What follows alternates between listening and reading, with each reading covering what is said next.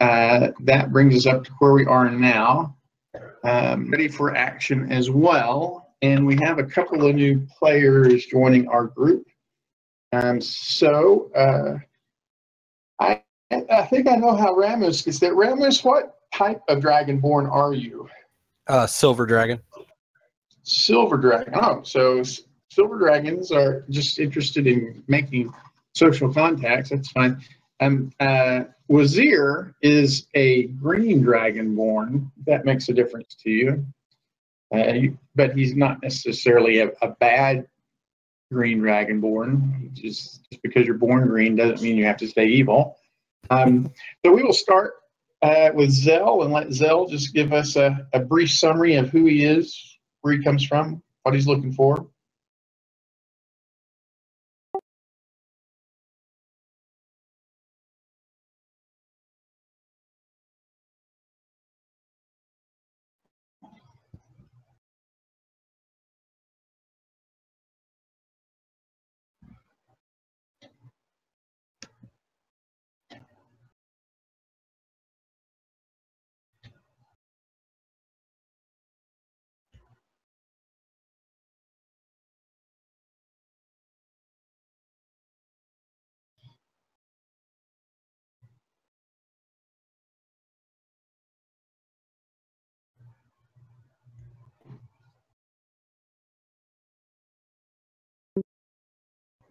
Okay, and Nate, tell us about the Ranger Andrew Walls there.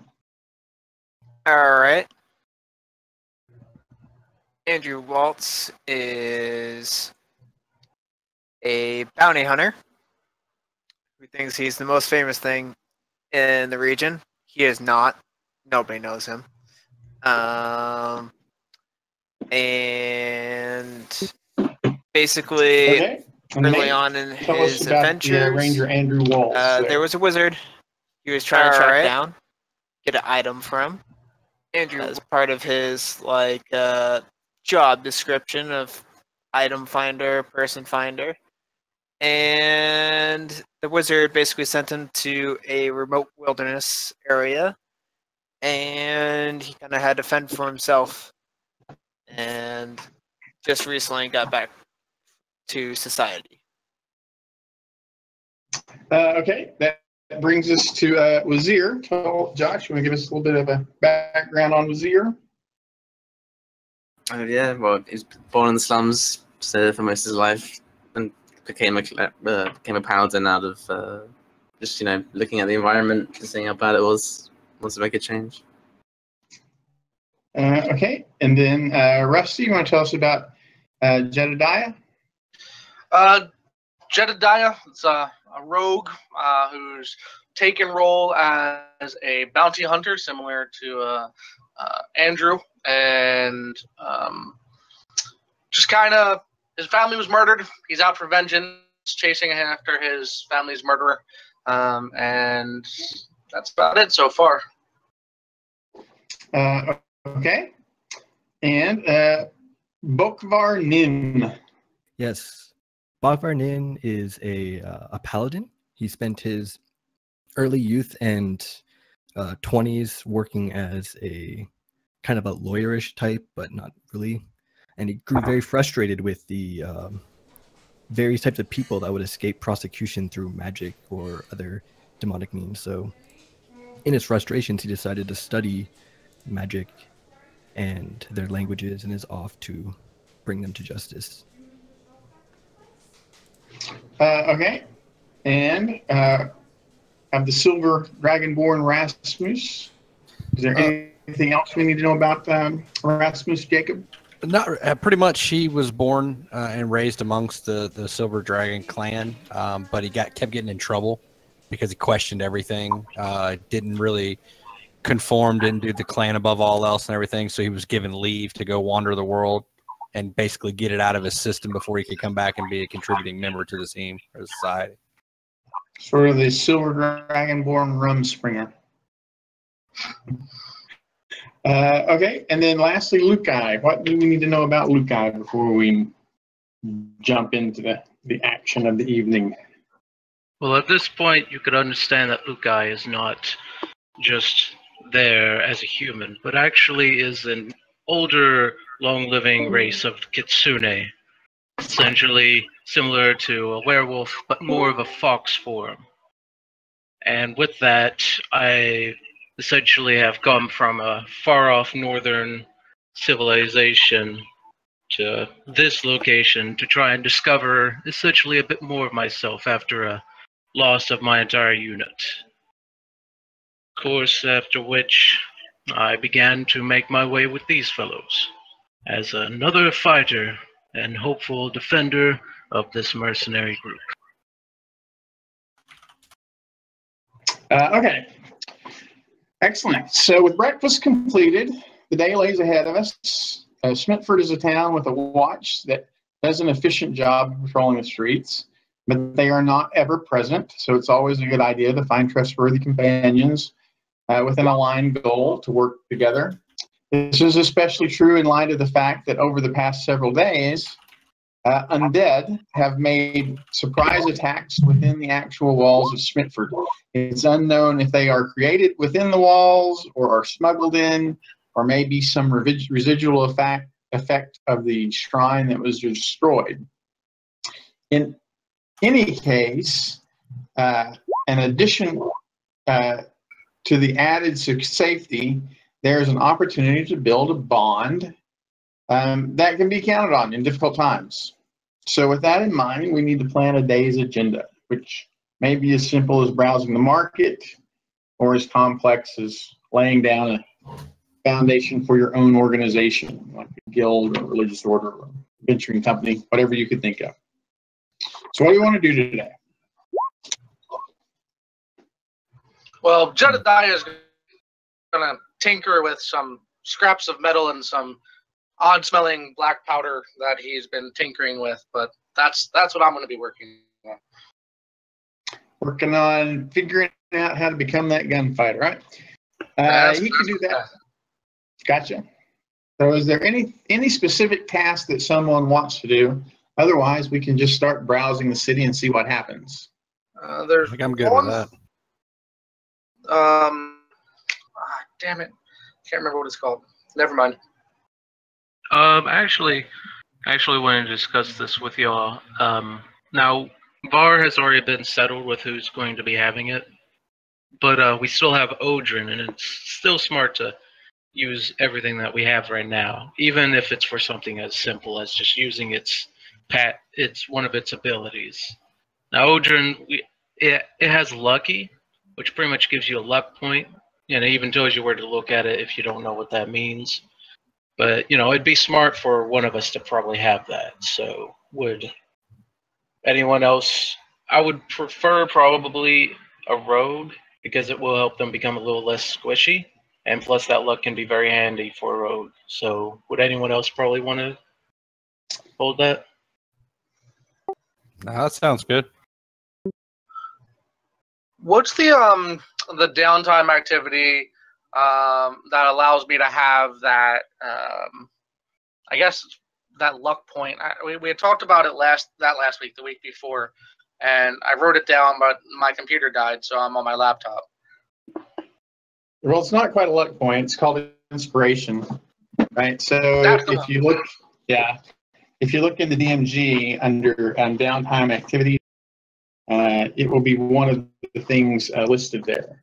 And you spend 10 days, which you could have accommodated that by now, in daily prayer, other supplication, and then you each day for 10 days after that you begin with inspiration, or a week after that you begin with inspiration. Gotcha. Which is inspiration. Just so I don't know the levels of familiarity we have. So inspiration allows you to declare before you make a D20 roll that you're going to do it with advantage.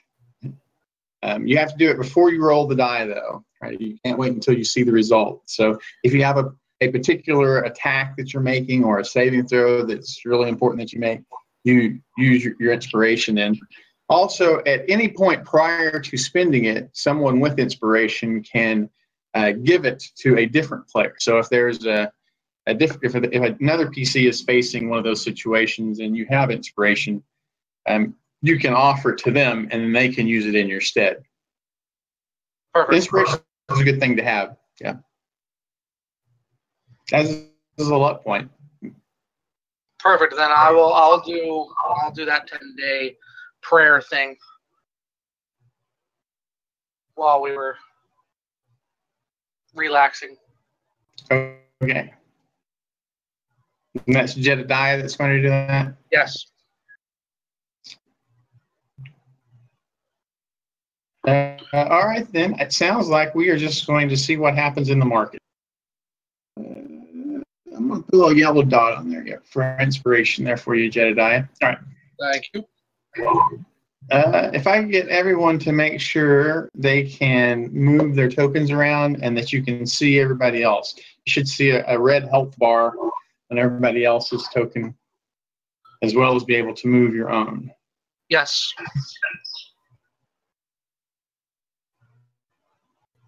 Rasmus, can you not move yours? I just got it to scroll over to where I can find. Oh, I'm sorry. Okay. Yeah, I'm good. I can move it. Okay. So the market's busy. The weather's clear. There's plenty of sun. And the scents of food, spices, and flowers are punctuated by an occasional smell associated with some sort of chemical crafting. And there's a leather working shop. There's a alchemist in the market as well. Everything though seems in order. I'm getting an echo from somebody. But everything seems in order as you browse the wares until there is I think it's Restitution's mic is the one that's active while yours is active. Yeah. All right. So people come fleeing out of this corridor over here, and then chasing them are a half a dozen skeletons. The skeletons are not armed. They are using just what looks like what amounts to shards of bone that they happen to pick up along the way. And you can tell from the gist of the crowd as they are running away that these guys animated from the bones left in the butcher's shop. And I think we will go into initiative at that point. Just jump right into it. Oh. Let's do this. Let's do this, Madre Foca.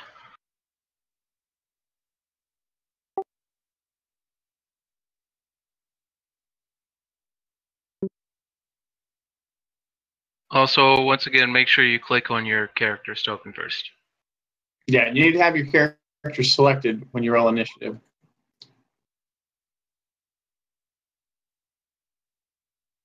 That's so much lower.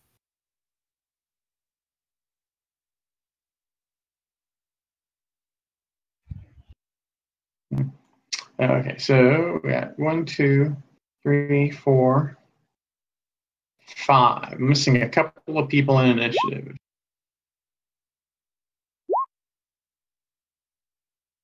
There we go.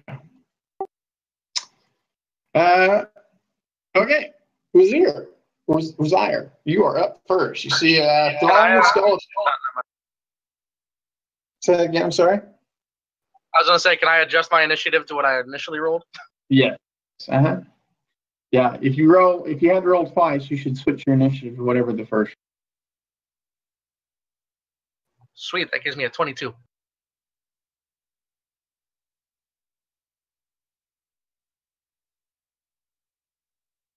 These guys are just running after somebody? Yeah, so it's actually, yeah, so you can tell from the shouts of that these guys a few seconds ago were just bones that looked like they were scraps from the butcher shop.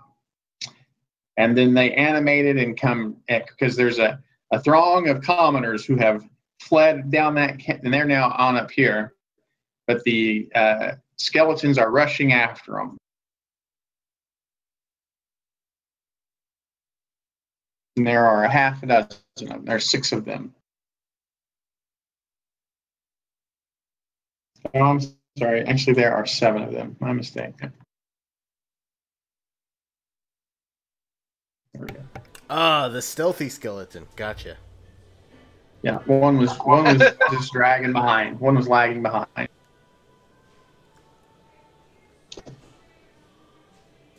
So what is Jedediah going to do? All right, Jedediah. These are just tables. Do they offer any sort of cover? You can flip one over and take cover behind it. Yeah. All right, I'm going to move to this table all the way on the left near the bakery. And use my action, I guess, to flip the table and provide me some cover. It wouldn't take an action to do that. You can do that as interacting as an object.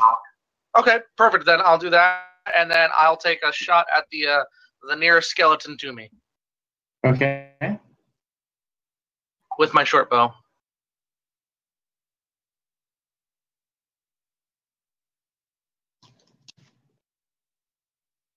Uh, 13 exactly hits these guys. Perfect, and then I have to roll that. Anything else from Jedediah? I think that's all I can do.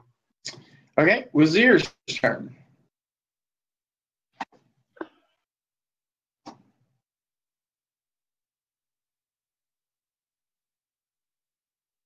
Yeah, I'll just move up and then ready in action. Did you say they're running upwards? Yeah, they're not pursuing a particular target. More like they're just rampaging monsters. Yeah.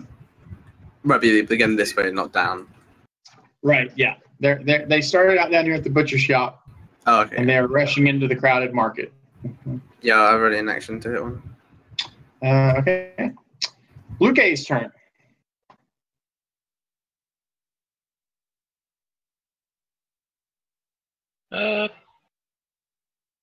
Okay. So I'm just going to essentially move to right there with my action being used to dash the rest of the way. If it would let me. Oh wait, no, I've been using it. It's the wrong person, my bad. Yeah, I can still make that. Using my action to dash, I'm going to stay right there and just hold for them to see if they'll move. Okay. Andrew's turn. All right, I'm gonna go up here by Jedediah with my sword and shield and just chill right here, bracing for the charge. Okay. Bokvar's turn. Bokvar's. Yep. I'm going to move over here and attack the first one that gets in range. Okay. Open my attack. Okay. So runs up, jumps over the crate, attacks Luke. All right.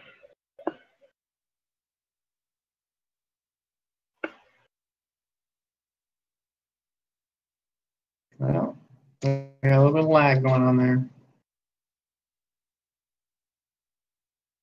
There it goes. All right. So 14. Misses. Okay. So we'll come charging up.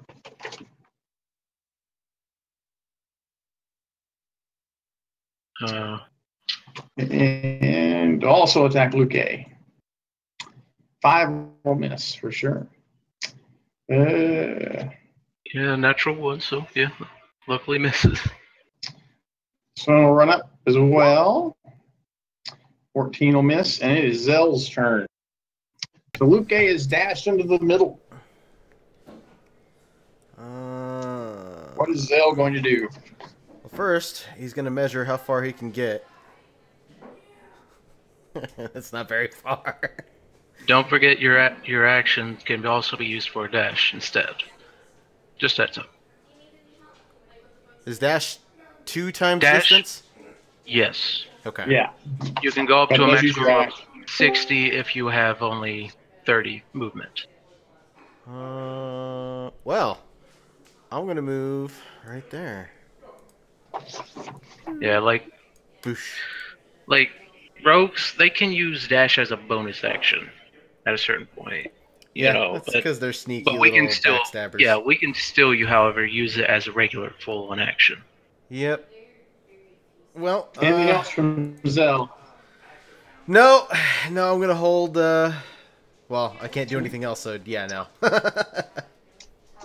Comes up, tries to hit 16 to hit. That will Luca. miss.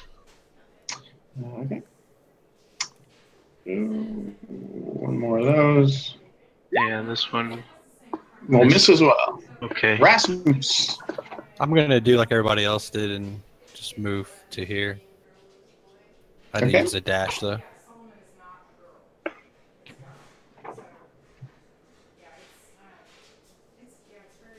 Right, that one will trigger Wazir's ready to action. Okay, then it will attack Wazir. 17 to hit Wazir. I believe that misses, right? Yeah. And then this one will get to here, and he's going to. It says short bow, but it's actually he is throwing. He's like a large bone javelin looking thing. So it's just like an improvised javelin that he picked up, and will miss. Jedediah, back to you. All right, I'm going to take another shot at the one closest to me.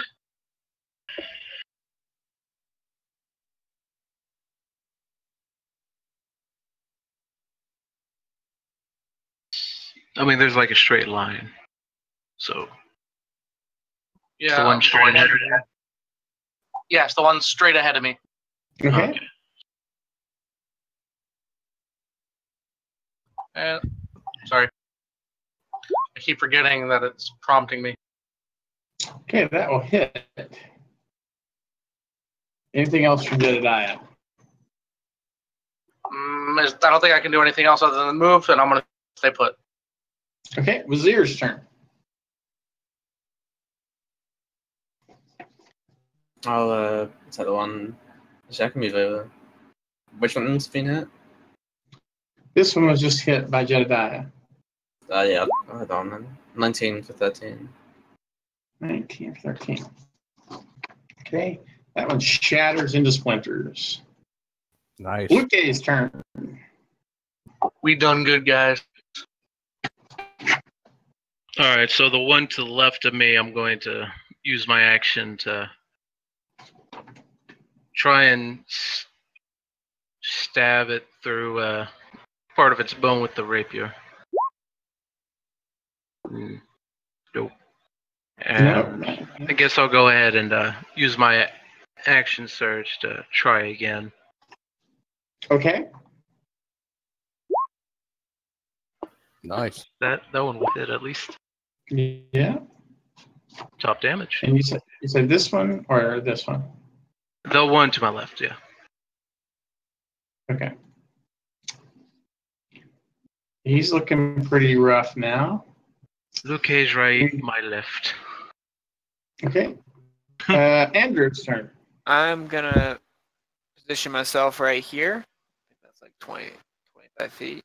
And then I'm gonna attack the skeleton that's between me and him. My longsword. Yeah, okay. Anything else from Andrew? Nope, I am all set. Bokvar. I'm going to take a step forward and swing my gavel at that skeleton in front of me. Okay. And all right, so he is shattered into splinters. Seems like your maul was particularly effective. Anything else from Bokvar? Yeah, I'm going to take one more step forward, and that'll be it.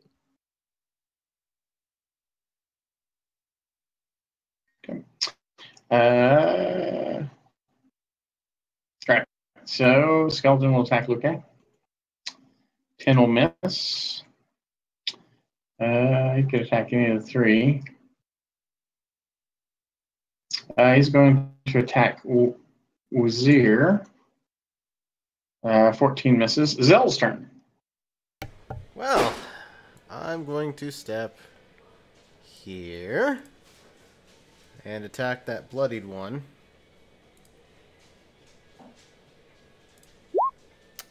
Uh, 16 hit Yes. for 10 damage. Okay. He Cool. crumples in there. I'm gonna bonus action forward and swing at the next one. And I'm probably gonna miss with a 9. 9 will miss. All right, so this one's going to attack Luke-I. 17 to hit Luke-I. Misses, just barely.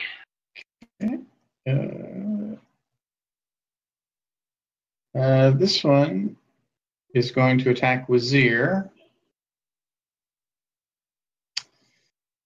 I'm sure an 8 misses Wazir. Rasmus's turn. Since they got pretty much a wall in front of me, I guess I just hold my turn or just wait.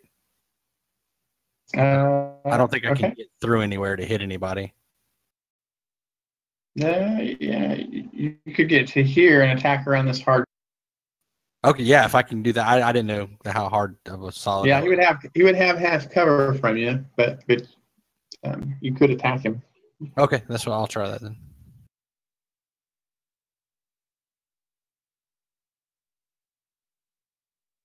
Okay, so that's going to miss. Can I have dual wielding. Can I hit with the other one? Oh, yeah. Then you get a bonus action. Miss twice. All right. You're gonna have to switch the long swords for short swords though to do dual wield. Just so you know, you can't. A long sword is not a light weapon.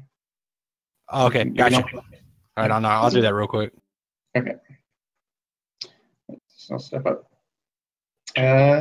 He's going to attack Bokvir. 19 to hit Bokvir. Bokvar.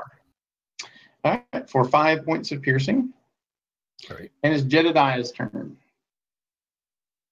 All right, I'm gonna keep it simple and aim straight in front of me and fire with the short bow.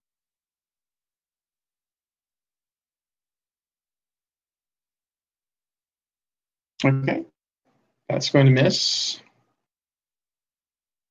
And then hold my turn. All right, Wazir's turn. Wazir's turn. Which one are we hitting? I don't know. That doesn't really I matter. guess this one has actually already been damaged. I'm assuming we're going to hit him and kill him. Yeah. Anything else from Wazir? That's it. Luke-I's turn. I forget, if we move while already adjacent to people, does that instigate a reaction for them? No, you have to leave their threat range. Okay, that's what I want to double check on. I have a game that does that, so I'm going to begin taking position right here by the barrel then, and take a chance at this one that we currently have up on the wall. Okay. Another stab of the rapier through its bone. 18 for 4 damage. Okay. Anything else from Luke? No, that's all I can do. So I'm good. Okay, Andrew's turn. See, skeleton within my range, so I'm gonna smack it with my long sword. Okay, that's going to miss. Yep, and that's the end of my turn. Okay, Bokvar's turn. All right, I'm gonna hit the guy in front of me with my maul. Okay, that's going to hit.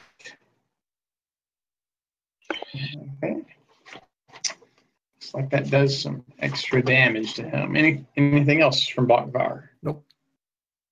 All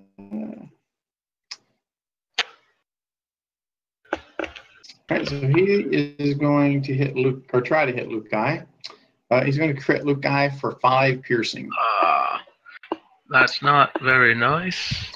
That looked like that Zell's tickled. turn. And I am tickled. I'm also tickled that I'm currently exposed. I'm out of my form and now I'm in true form. Yeah.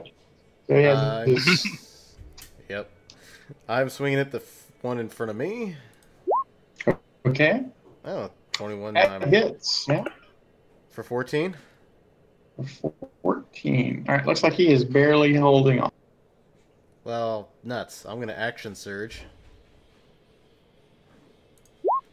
And I'm going to miss. Haha. Okay. All right. So I guess he will try to hit back. A 20 to hit Zell. Oh, yeah, no, that helps. Okay. For 7 piercing. And it is Rasmus's turn. I'm gonna try and hit that one right there with the red dot on it. Okay. That red dot means he's bloodied. All right. So that's going to take him down. He's got 1 hit point left.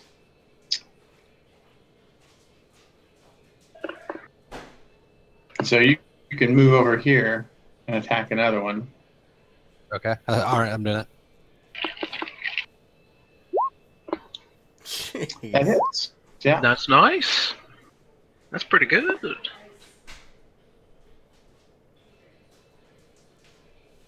Okay. Anything else from Rasmus? I'm all good. Okay. All right. So this one is going.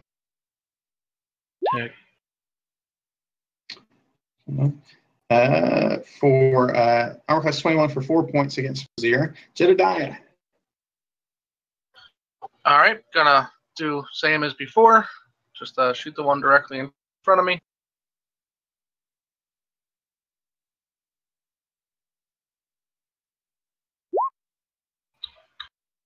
Do you have a way to ignore cover by any chance? No, I don't. Not that I know of. Looks like that would have hit him if you hadn't had the people in your way. It was Zaire's turn.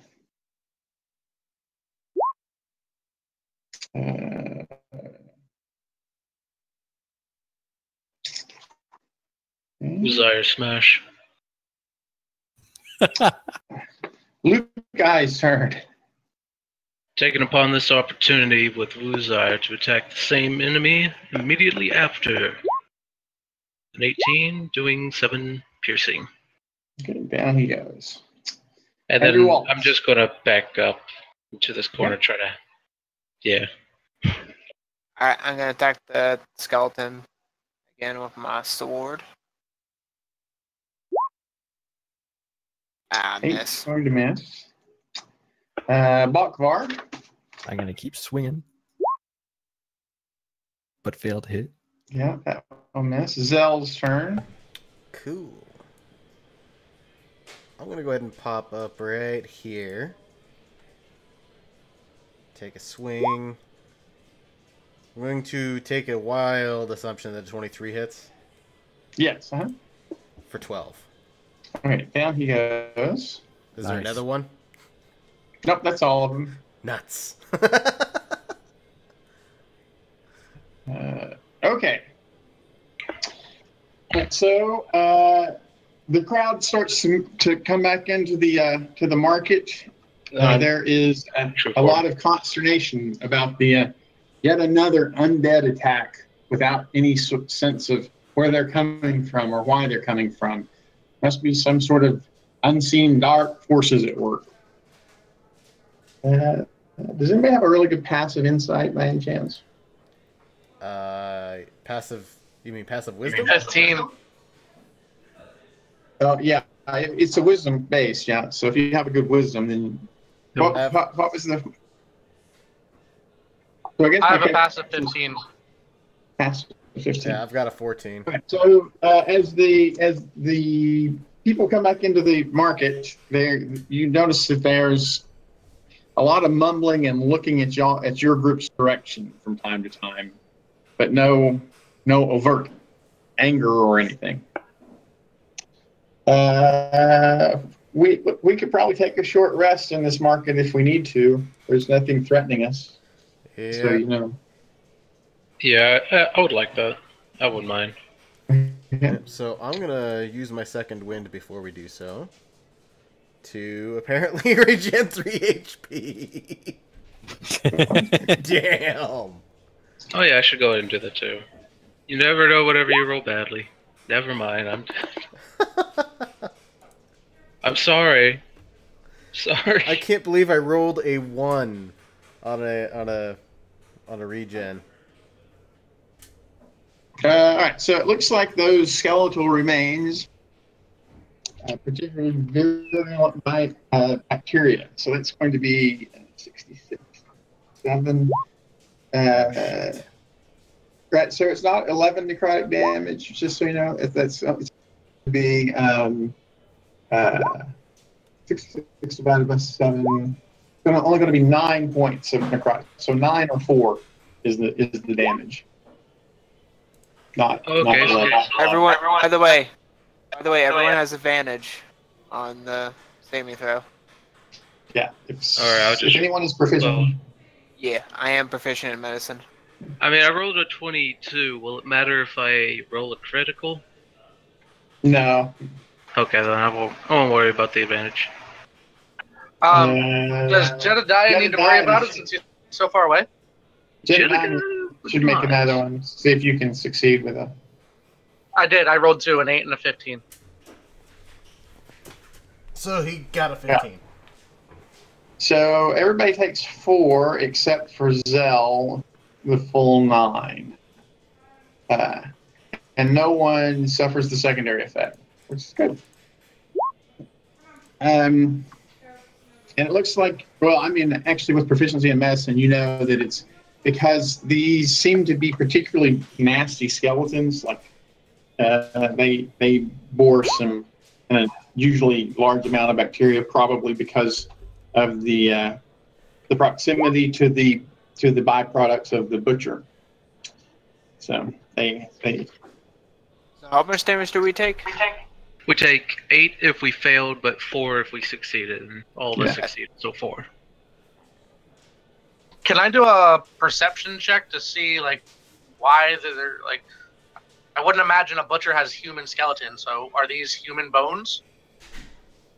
They are in fact human bones, and there do not appear to be any other human bones in the offal from the butcher's shop. So yeah, that's an interesting question as to how human bones, pork and beef scraps. Yeah. And this was all just pretty much not assumption. We saw them come out of the butcher shop, right? Is that how that worked? Well, that's what everyone who was running ahead of them was screaming. Yeah. Oh, okay. Good. So we... Yep. Perhaps we should go take a look. Yes, we should probably go and search, or we could report it. And as so 30, 45 minutes go by, and a group of figures have approached your party. There are 6 of them, and within their cowls, you notice that they are actually elves. And yeah. So you're in the market. Dang. You have these elves who have their features disguised under pilgrims' robes, and so they say, yeah. So they're speaking specifically to Wazir and Rasmus. And let's see. So what is it that brings the ancient enemies of the elves into such proximity with a wood as prevalent or as ubiquitous as the firewood?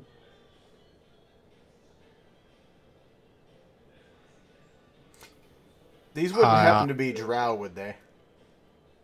No, but speaking of drow, so not only do we have a couple of dragon kind here, but then we also have knowledge that at least one of you has befriended a group of drow that have set up in the proximity of the Farwood as well. So is there some sort of campaign that you're mounting against our elven communities in the Farwood? Do you have some justification for your activities? The Dragonborn, you've already befriended drow. You seem to be somehow attracting undead, possibly even affiliating with some of their leaders, from what we understand. And now, so should we consider you a threat? It seems like you are in that position. Absolutely not. We intervened to save the people that were being attacked by them. Yeah. Well, that could have been a situation where you lost control of dead. That happens from time to time. I mean, since we've came here, we've been fighting nothing but undead. And, of course, the cultists that seem to be bringing them. Yes, but it is interesting that whenever fighting them. It is interesting that the frequency, though, with which your appearance and the appearance of undead seem to correlate. But even looking beyond the undead, are you saying that your affiliation with the drow is innocent in some way? Are they speaking common or elven? They're speaking common. Larian, to be precise. I honestly don't know anything about any correlation with drow, but I'm fairly new to this party. Yeah, in the very first episode, the heroes encountered some drow and ended on good terms with them. Yeah, no, the drow that we encountered, they are actually excommunicated from where they originate from. The males basically took hold of the order of things and kicked out the females. And so we happened upon them in our journey to go investigate a cave, because we were actually looking for a priest of the One True Faith. He had turned up missing. And they basically asked if we could, in some fashion, assist in locating potentially a place that they could basically home up in. And as far as anything else, that's the most that we've had any communication with them. Seems innocuous. Well, so the elves there. So the first point is that you have bestrode a level of trust in these drow that either belies a lack of knowledge of their nature or just a willingness to associate with well-known creatures of evil and darkness. But not just random, but the specific ancient opponents of other elves, right? They are corrupted and spiteful, and regardless of where they came from or the circumstances by which they came here, their very presence is a threat to the legitimate elven communities of the area. And are you saying that you intend to support them in some way? Because their presence is an abomination to most of us. So, have you met up with this group of drow and they caused some type of strife against you? We have observed them. They know slaves, and we want to keep it that way. We are not going to be willing participants in any activity of the drow. If there's a civil war amongst the drow, we hope that they are equally vicious and equally efficient at eliminating each other. That would be a boon to the cosmos. I mean, with some culture change, they can assimilate.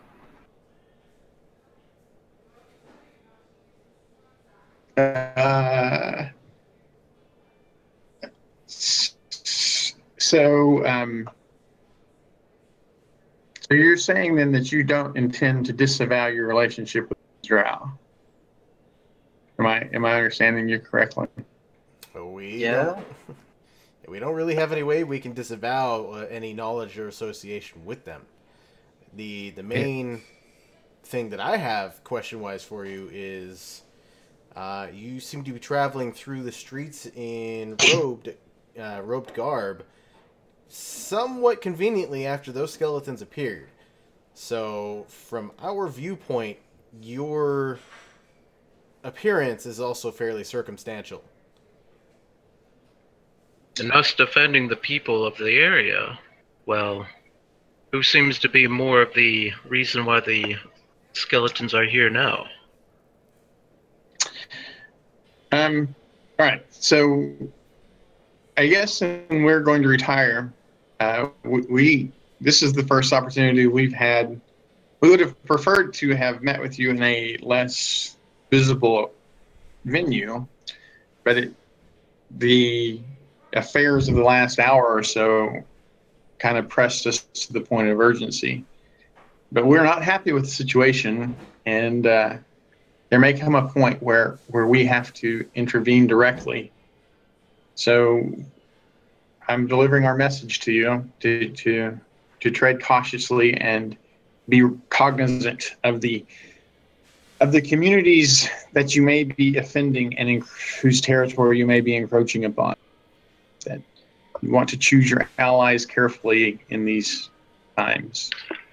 Side question. Okay. Are we not in a normal human region, per se? Yes. Yeah, we are. Mm-hmm. Okay. Yeah. Just That's the reason. That's the reason that you are notable, is because you have a half elf, 2 dragonborn, and a kitsune amongst you. Yeah.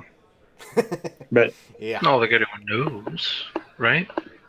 yeah. Just So, look around. but yeah, so you are a very unusual company. That's the reason the elves took particular notice of you.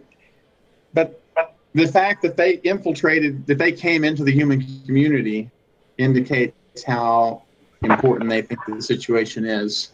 They would very, very rarely do that. So they will retire, and then we have a respite there. What is it we are going to do? Well, the first thing I'm going to do, because we have regular occurrences of these undead, is I'm going to go find a merchant, a weaponsmith if possible, that I can go buy a maul from. Yeah, you can just do that. Up. Yeah. Because no problem with that. In fact, anybody who wants to pick up some sort of bludgeoning weapon, unfortunately, there's no ranged bludgeoning weapons, but well, there I is. mean, You could throw it like hammers. There is. It's just you can throw a lot of hammers when you can use a light hammer. I guess that's right. Hammers will do it. Yeah. A light hammer. I don't think you want to. A sling too is bludgeoning. Yeah. Good question. I should actually too. Hopefully soon I'll figure out how to make this black powdered stuff go banging. I'll be doing some decent damage soon. Can I So as we are going about purchasing our bludgeoning weapons, with the elves having retired, giving their message of caution and warning, entering the market is a group of loud residents armed with clubs and rocks. Sounds good. There are varied shouts directed at you, and the gist is that they believe that you are somehow responsible for the undead threatening their streets, and they have had enough. Their accusations, calls for confessions, and shouts of vengeance. Wait, confessions?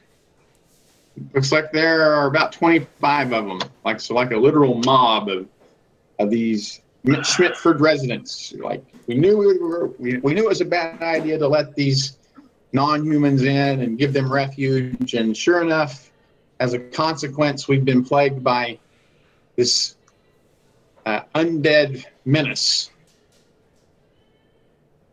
Can I do maybe, I don't know, just yell at these people and say, hey, we just killed everything here. Do you really want to mess with us? I don't think it's gonna. An intimidation check. That went really well last time I tried that. Yeah, you got floored. All right. I mean, No, you know what? No, no, you do. how you? many people are in this group? Let's back up real quick. We have. Well, There are magnificent 26 of them.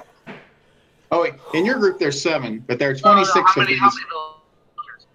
Yeah, the mob consists of 26 residents of Oh, Smithford, never mind. I would not do that then. armed with rocks and clubs. Can I look over the crowd to see if there might be someone that could be instigating it, and if there's someone that stands out, like they're not actually part of the mob, they're trying to like urge them on? You can make a insight check there. Yeah, or insight or investigation, whichever you wanted. You don't notice anything. They seem to be a crowd directed by consensus. Yep. Okay. Can I try to stealth out of the view? You're in a brightly lit market at this point. Guess that's not going to work out very well. Yeah, within my past experience of whenever it comes to humans hating non-races, there's usually because there's someone behind the reins. Do I understand any of this from my 16? No, yeah, this seem to be just directed by their superstition and bias against non-humans. There's no individual who is appears to be leading them in any fashion. I think we'd be best served if we kind of put our arms up a little bit and didn't appear to be aggressive at all, and just try to get somebody to talk to us. Oh no! At this point, I'm sheathed. You know, I don't have. I have my shield on my back and everything, so it's not like I'm. You can make a persuasion check if you wanted to, then, to try and calm them down. I mean, my guess is whoever looks the most human. Yeah. Hold on. I'm saying at this point at us, but yet we are not those forms of magical beings. Wizards, sorcerers, necromancers, those are the real threats to your people, not us. The Dragonborn have done nothing but fight alongside us, fighting against us. Presuming that someone helps Wazir. Yeah. So, I mean, people, we're the ones here trying to protect you, and why would we want to cause harm? I mean, we're here for food, drink, bartering, purchasing of things, and just trying to get through our days and find our own fortunes through whatever jobs we can find. Right. So the consensus of the crowd is that you have a group of magical beasts, these dragon kind and whatever a kitsune is, and you believe that you are civilized and in control of them. And that's often as the one true faith is definite in. That is the beginning of corruption, is to believe that you can control magic.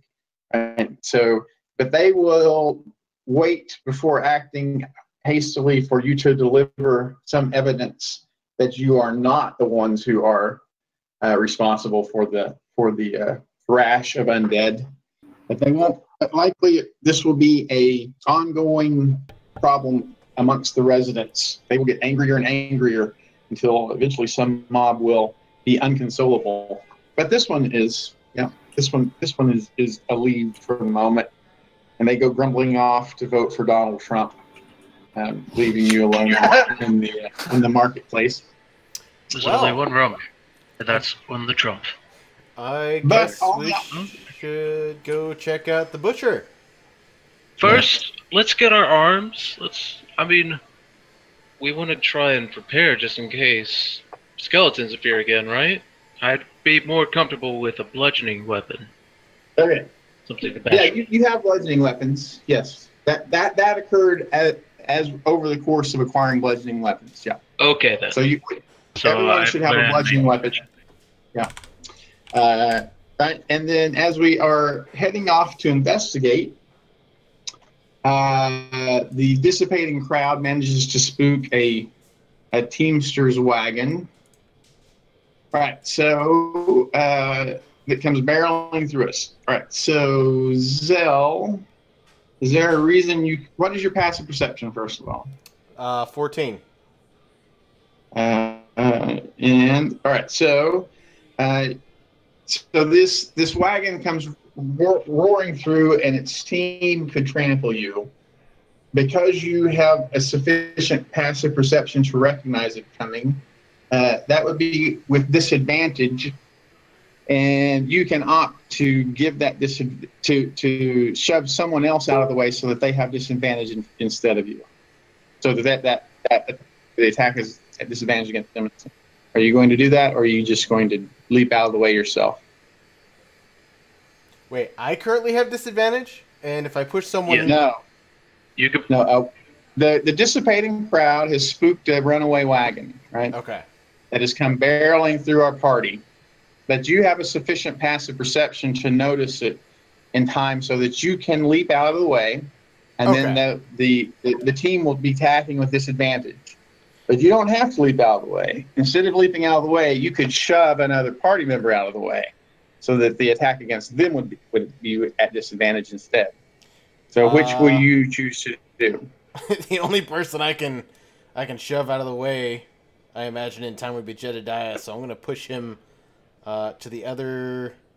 I can't move him, but over to the right one square. You're just shoving him out of the way. Yeah. Yep. Andrew, what's your passive perception? My passive perception is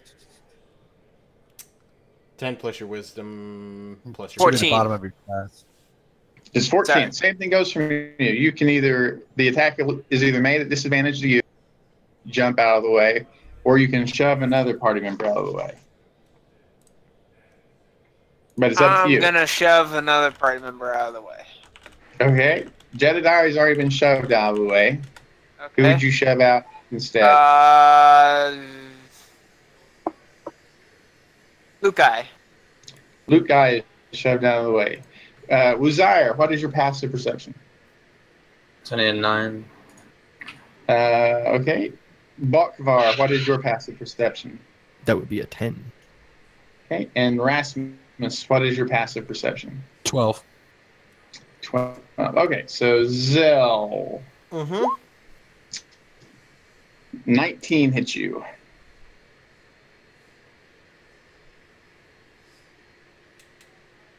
Okay. For 12 bludgeoning and a DC 14 strength save to avoid being knocked prone.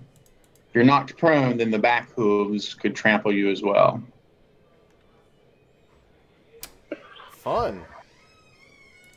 Right? Okay. Good news. Nice. Okay, so 12 points of bludgeoning damage. All right. Andrew Waltz, I'm saying a 6 is going to miss. Wuzir, a 15 to hit Wuzir. I believe that's going to miss, right? You're in heavy armor. Yeah, 19. Jedediah with disadvantage. 14 to hit Jedediah. Didn't he get pushed out of the way? Yeah, he got pushed to the other side of the building. That's why it's at disadvantage. Yeah. That's why Essentially, it's to avoid you from becoming disadvantaged. If you didn't push them out of the way, you would have been at a disadvantage. So, Well, prone or not, I'm knocked out. well, does a 14 hit you? Yeah, my AC cleanse is 14. All right, so you take 10 points of bludgeoning damage, and then you say that puts you unconscious. All right. Bakvar, an 8 will miss. Rasmus, 22 Dang. for 11 points of bludgeoning damage and a DC 14 strength save. I'm waiting. The 11 puts me at -1, though. Hey! Oh, okay. So you're unconscious then. And then Lukai. A 20 to hit Lukai for 11 points of bludgeoning damage. Or I'm sorry, it's a 7. You have it's a disadvantage because you were shoved aside. So 7 will miss. Yeah, I'm fine. I'm mortified. We got a couple of guys unconscious. So I gonna go touch each of them. Give them all. Okay. Give them both 1 hit point from lay on hands. Yeah, you touch one them. hit point. We need to show that. We need to start showing something holy here. We keep getting called like bad people.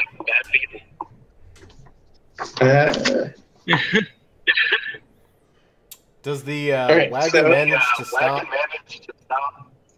Yeah, then it goes on for a few dozen feet, and some other teamster manages to grab it under control. Yeah. Okay.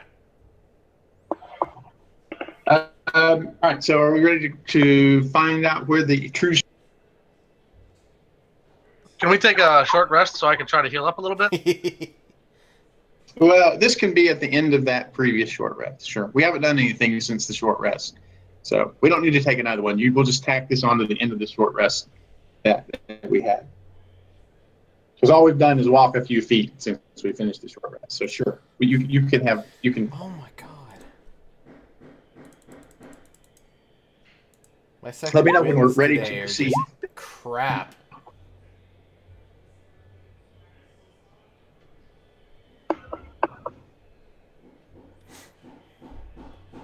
All right, let's go talk to a butcher. Yep.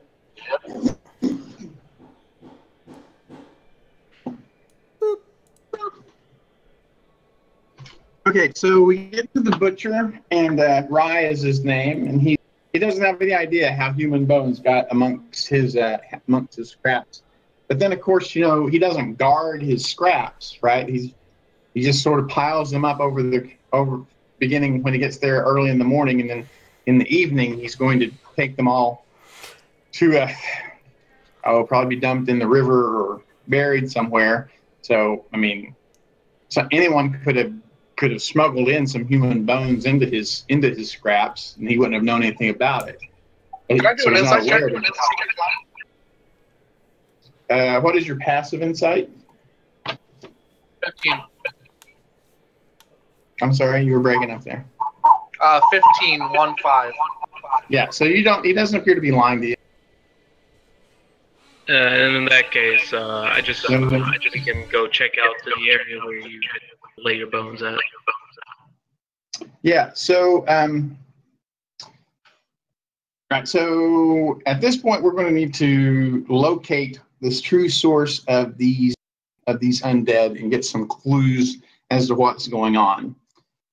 So we're just going to start with Zell. Zell, what could you do to contribute to that effort? And that doesn't have to be something you could help someone with an investigation check or something like that. You could wait and decide if someone else is going to do something that you want to help with rather than do something yourself. Yeah, I don't really have a very good ability to investigate, so I'm going to kind of hold off. Well, I mean, there are other things you could do. And see what I could see in the butcher shop, but... Or you could, if you have survival, you try to track, right? To try and find indications of some sort of strange tracks or activity. Right, so there are lots of things you could do. But this is okay. We'll come back to Zell. Andrew, do you have anything that leaps to the forefront contributing to these? I can track stuff, but I'm not really that good at charisma-based stuff, so I can help somebody with investigation check or something like that. Investigation would be perfectly acceptable. Wazir, what could you do to help in this effort? Can I go around talking to people and try and persuade them to give information out about people they've seen or anything like that? Yeah, I'm all right with that. Yeah, people are going to be naturally hesitant to your party after the reputation that they managed to acquire. And Jedediah, what could you do to contribute to this? Maybe thinking a little outside of the box, but maybe That's the point. I want to go talk to the and check out over there because they might have some potions to reanimate. Okay, it sounds like investigation to me, unless you have a.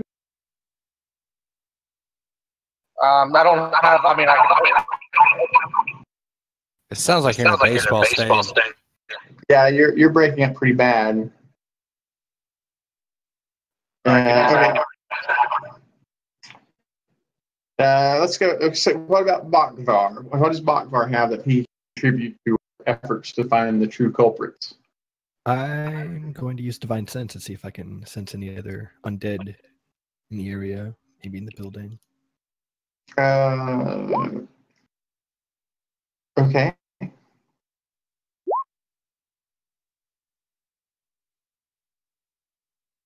There are no other undead in the area, just so you know. Okay.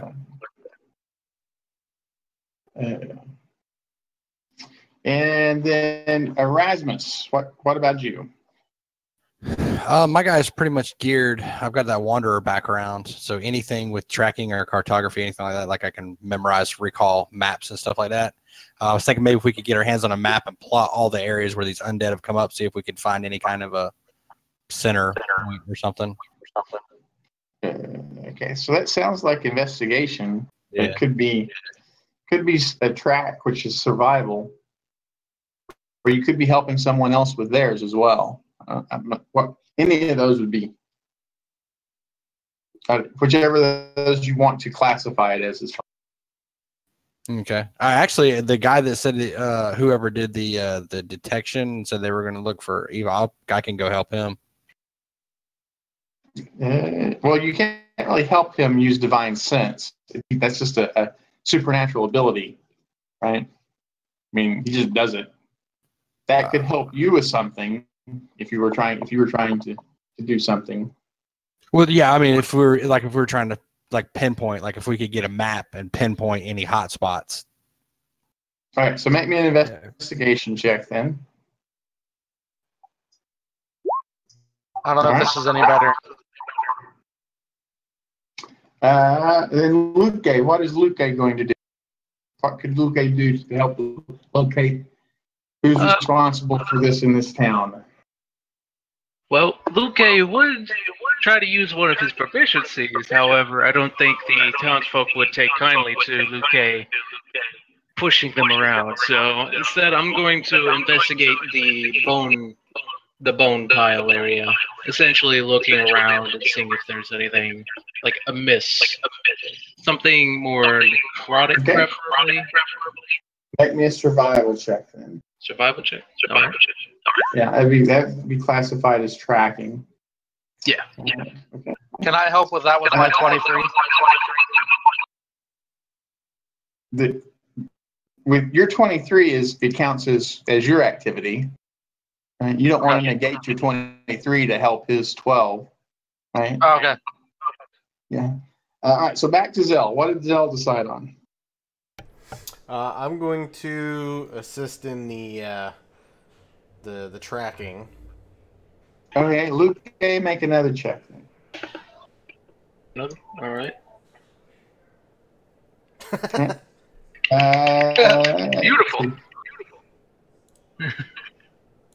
And then Andrew, it looks like we need something from you. What is Andrew doing? I said I was going to help someone. I said I was going to help someone with their investigation check, or something similar to that. Oh, did you? Okay. Yeah. All right. So, Ruzier, make me another persuasion check then, as Andrew is helping you. Oh, that's much better. All right. So as we go stomping around, trying to find follow tracks, put the pieces together, we are exposed to some fringe areas within Schmidtford that are not very well maintained and have some toxic chemicals floating around. All right. So that's going to be 42. Wait.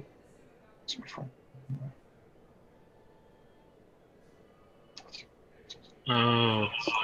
So that's actually going to be 6 points of necrotic damage, halved to 3 instead of 7. Right, so I need some Constitution checks. This is a poison effect, if that makes any difference to anybody. I don't know if we're at the point yet where we have immunities to poison. You might have some differences. Would my ranger be able to avoid that by pointing out the toxic stuff because of being in the wilderness and stuff? Yeah, we're not in the wilderness though, right? Yeah, we're but down. toxic waste is toxic waste. Toxic waste is more of a Not really. city-made thing. It's not really something made out in the forest. Yeah, This is the byproducts of leather tanning and human excrement and things like that. Yeah. I think a ranger but we would do know have someone better. who's proficient. We do have someone who's proficient in medicine, though, right? Yes, I do. I just don't think a ranger would Oh wait, I'm sorry. purposely. Don't think a ranger would purposely go in wandering around human poop. No, that's what I'm saying. It's not. We're not doing it on purpose. It's just the byproduct of a medieval village, right? All right. But hold on, I'm sorry. I clicked on the wrong thing there. That is.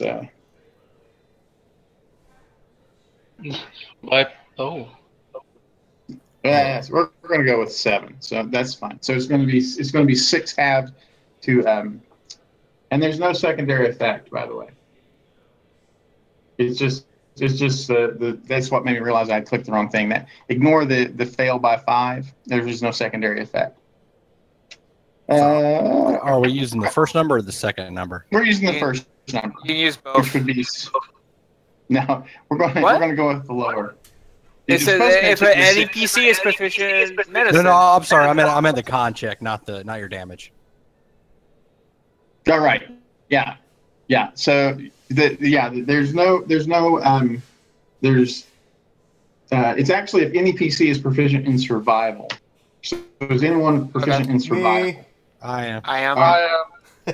So so everyone should still have advantage, which I think means no one failed. Well, I guess Andrew failed. We have a lot of survivals. It's a lot of fighters. So everyone takes 3 points of damage except for Andrew, who takes 6. And we're going to have to do those checks one more time. So, but we only need 3 more successes. So I'm done. Even if we take half damage, I'm down to 1 again. Shit. Yeah, no, I'm done. I think we'll be fine. Woohoo! I don't know what the strength is. An idiot that hit the wrong button. Okay. All right. So starting back around, Andrew, you were tracking, or you were helping someone track. All right. So Josh, let's have another persuasion check.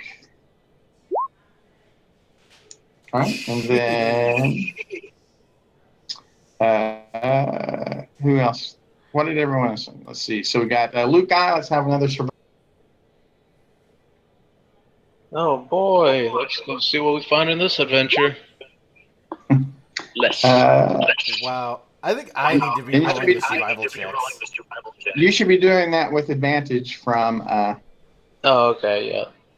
Then I'll just roll another normal. Well, I don't know why someone with a -1 in survival is doing the one doing the tracking. Yeah, I didn't notice that he had a I was -1. doing it just because it was my idea and he was assisting, so. All right. I have a plus. So Do I want him to roll instead, or? yeah, we need to go that the other way. Andrew, who is proficient in survival? I am. I got 4. Jedediah has 5. Okay, so Jedediah make a survival roll with advantage then. Okay, that's what we needed. Right, that takes care of it. All right, so we followed tracks and put together the observations of people who saw others making suspicious efforts or carrying suspicious bags, and we are able to track it to a part of the warehouse district within town. And let me get everyone over here.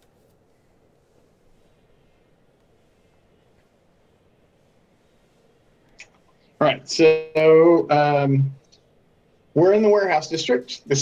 We are very sure that we are close to. We've narrowed it down. In particular, the description we continue to get is of a woman that, as the evidence comes in, is the woman who directed us towards the shrine in the last adventure. I don't know if you guys remember, right? So to recap, right, Ixie said, she gave us the information about the shrine, helped us get to the shrine, but then insisted that the priest there, the death cultist, be killed and not turned over alive to the authorities, right? Mm-hmm. And the descriptions that we're being able to put together is that it seems to be indicating that she is the one behind this wave of undead activity.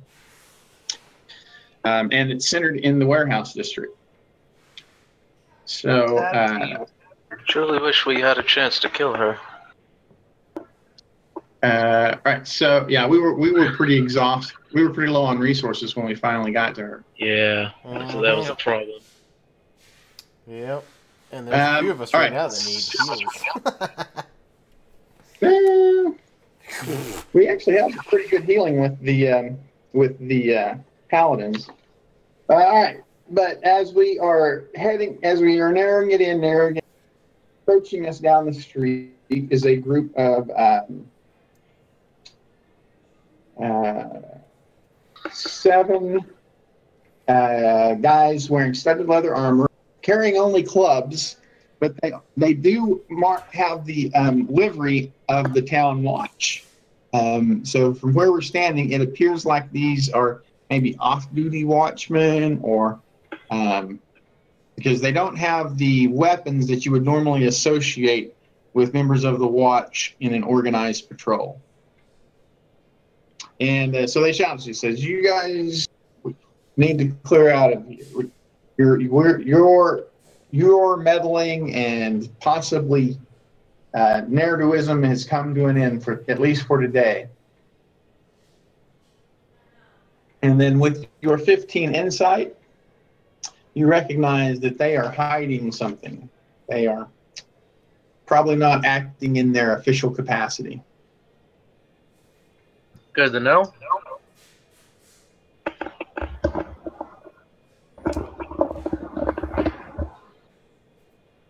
So what are we going to do about? Can I use I want to do a persuasion to try to get them to maybe let us know what's going on. We're just trying to stop the necromancy. Okay, make me a persuasion check.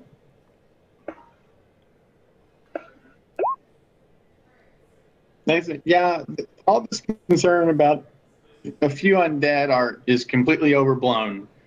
Yeah, we've got everything under control. We don't need any interlopers and snoopers interfering with something that really is none of your business. You guys should just go find yourself a place in the world where you fit in. Quit trying to shoehorn yourself into a human community, and just leave Smitford to the humans. We'll take care of ourselves. How many of them are there? 7. 7 of they, 7 of us. 6.5 because my guy's on one leg. I got you, sort of.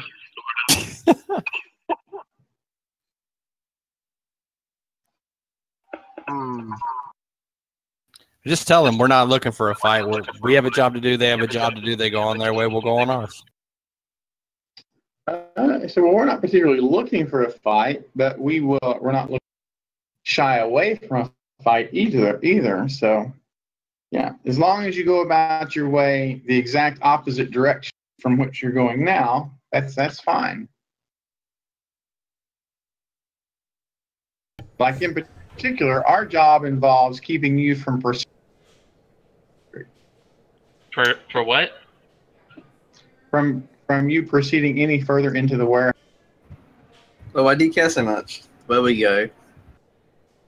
Because it's tough to make a living in this dark and dangerous world. Oh, so what, Well, you think we're just to taking your keep you job from me? guys- Say again? You just think we're taking your job from you then?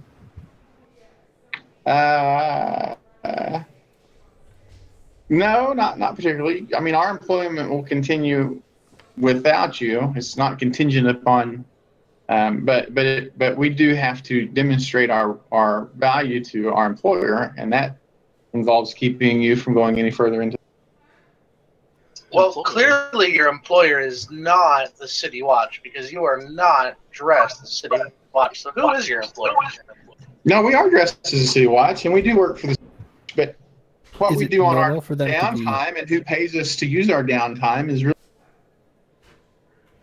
There's a normal lot of for a that out city when you're watchman? at Dimgaard.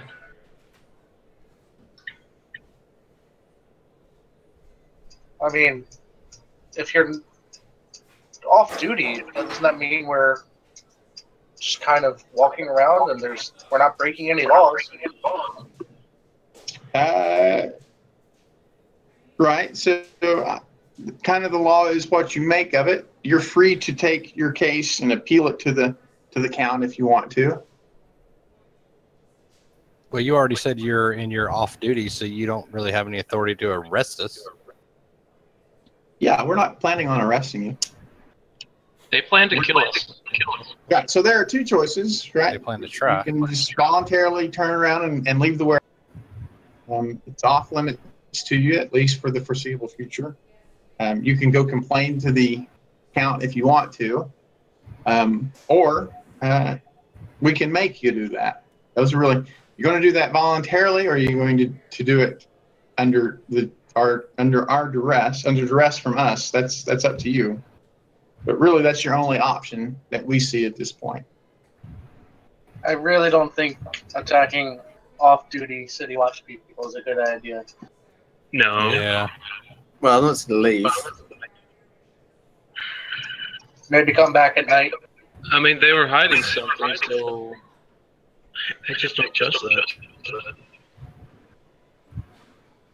I mean, if they're only interested in money, they can just let us pass, and whatever money we get from going into warehouse, we can split. There's no harm in letting us be. I don't think they're going to offer that. Yeah, I think at this time we should probably back off. I agree. Why are you so scared of fighting? So you don't want Well, to I'm down to try- 5 HP. Okay. Yeah, Well, I've gone at the end through of worse the- situations. At the end of the day, City Watch and the town already hates us. It's not going to do well for our reputation. Off duty or not.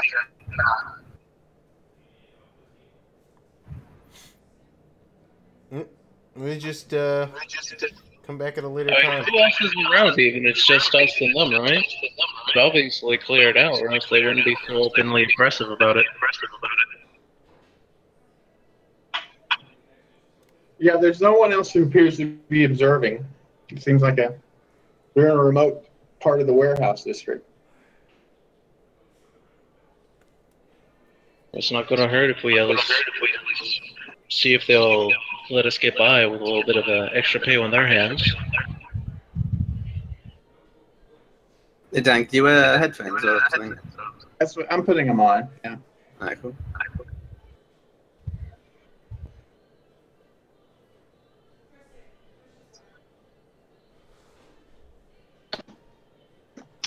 We can try to bribe. I've got some gold.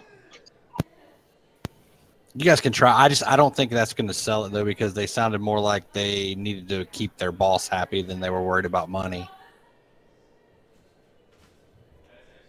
Could be that their lives That's are threatened true. anyways, whether or not. But we then fight again, them or this their is a bosses. place of people trying to make their own ends meet, so... True. Oh, I mean, it's worth a shot, but I just... Yes. But yeah, we can't hear you currently. Or the echo. He'll probably have to set Discord to actually go through the microphone or whatnot. Well, no, this is okay. I'm all right with this. You know what? Okay, there we go. What? I need some food. Grab some Funyuns. What? This Kitsune's getting hungry. Okay. Are you guys going to try and bribe him, or are we just going to leave? Well, after suggesting that, I'm pulling out one of my rations and nibbling on them. A little dry, Hey, guys, but yeah. how much could we pay you to let us continue our mission?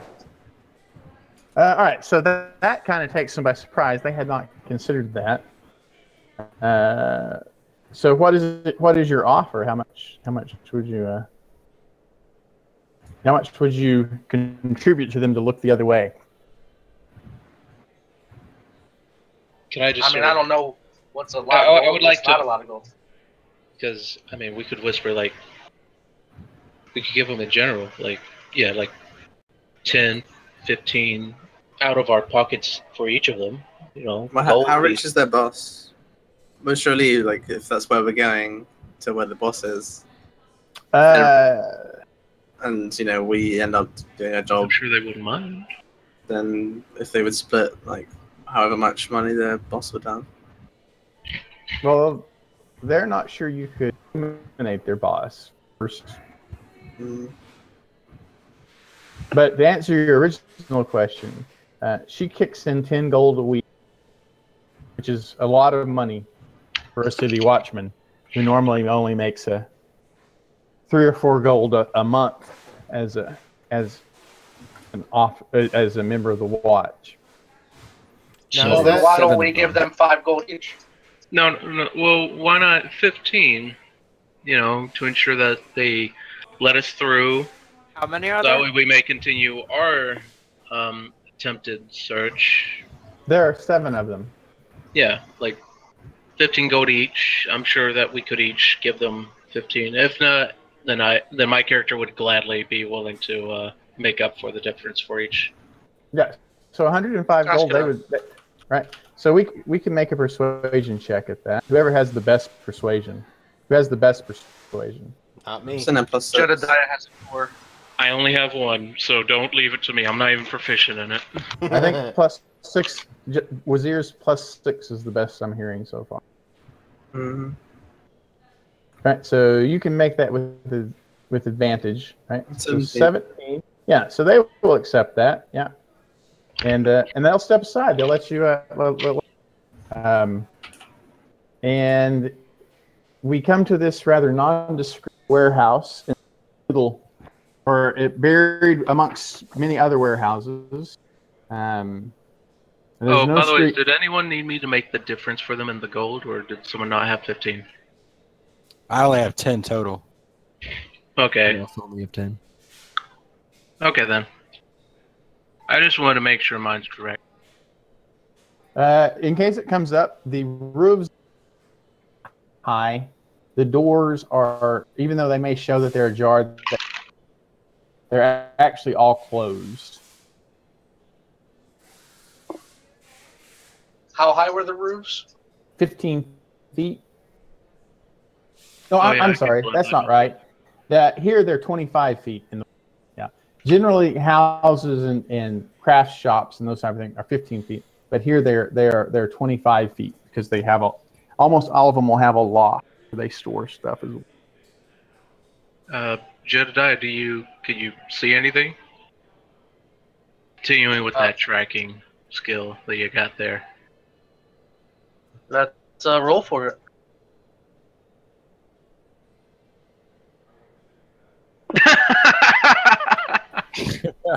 That didn't go very well. All right. So yeah, actually, within in the areas around both the and the back door, there is evidence that things have been dragged, and there's some blood. Looks like probably blood stains associated with the dragging. So it seems like things have been either drugged in or out, or maybe of this warehouse within the past several days. Seems like actually a lot of. Well, at least they made it easy for me. Thank goodness. But Are there any windows we can peek through, or? There are no windows in any of these. Well, then I guess I need to. I don't know. I could try to pick a lock with my thieves' tools. Yes, you could. Mm-hmm.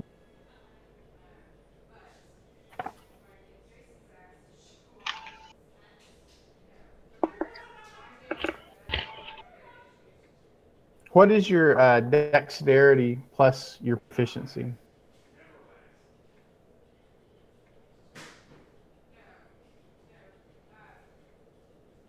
What's your dexterity modifier? Sorry. Plus your proficiency? Dexterity is +5. And okay, so it'd be 17. Right? Yeah. You don't seem to be able to just naturally. You would have to make a check to do so. All right, so I'll roll a d20 and try to unlock one of these locks. Not rolling very well. No. So you think these locks are going to be beyond your ability? I wonder if a large hammer could open the door more effectively. They do appear sturdy, but brute force is always an option. Want to just burst in? Well, it's number 4, right? Or is it number one? Number Number one. And those back ones are the windows right here, or is those more doors? Those are doors. Double Yeah. doors. Okay. They're only doors. There are no windows in. Man, it must be hard to get some air through there then. Damn. All right. Balls.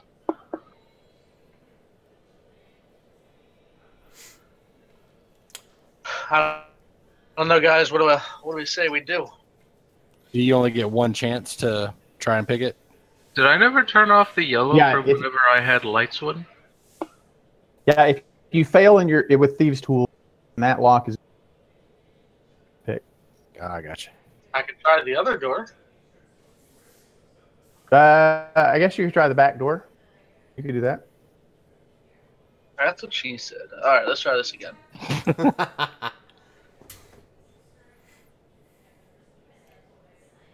And that's a definite no. What Yeah, the hell, dice these gods? These are apparently master locksmith at this particular warehouse. How sturdy is the wood? You think it would be hard to burn, but not impossible. So that'd be like a hard task. So Just you think the warehouse in general, it's hardwood? Yeah. So Okay. you could burst it. You could burst the doors. Want to do? The locks on the doors, are they like external locks, or are they actually locks that are built into the door? They are built into the door. Oh, okay. Well, there goes that idea. Never mind. Well, I don't really think it's going to be beneficial if we just try to break the door down. So how about we try to create a sounding distraction? Well, could do that. Maybe someone's actually in there that'll probably bust out hearing a lot of ruckus. Yeah. Or they could be busy. They could. It's worth a shot, right? Yeah. Well, I guess I'll knock on the door with my hammer. Wait, why is my... Why is my action... No, I have my action surge as an item. I don't know why. Oh, I don't know. So I'm not sure. I understand. So are you trying to burst down the door? No. or I'm just trying to... How about I jump on top of the roof and start tap dancing like a mad leprechaun? Well, you could do that. I'm just trying to knock on the 25-foot door. roof would be impressive. I mean, you said 25 feet, right? Yeah, the building, the roofs are 25. All right, look. So I guess looking around the building for a good placement to try and start climbing. I'd like to try and climb it. Yeah, there's no problem with climbing. So Okay. you knock on the door. There's no answer. You dance on the roof. Doesn't appear to be any response. Damn. And this roof is pretty sturdy for dancing on it. Dang it! There's no way through. Bust down the door. Is Man, there we made a bunch of entryways noise through the and roof? no one seemed to. There's no. It's just a plank roof. There's no entry point through the roof. Okay. Yeah, I don't know. We'll have to try to come up with some idea to get in there, because short of breaking the doors down at this point. I guess we could always take a vote. Hey, are those watchmen anywhere around? They have faded into the background. They have taken their 100 and left the vicinity. I'm not the strongest, but I can do a fair game against a door. I mean, I have a great sword I'm that I out. could swing at it. I have a And I have a sledgehammer flail. in the form of a maul. Yeah, but Unless my rapier could somehow be used as a lockpicking tool, I don't think I can get it there. I don't know. You'd have to be a really, really good swashbuckler, I think. So there's no one who has a.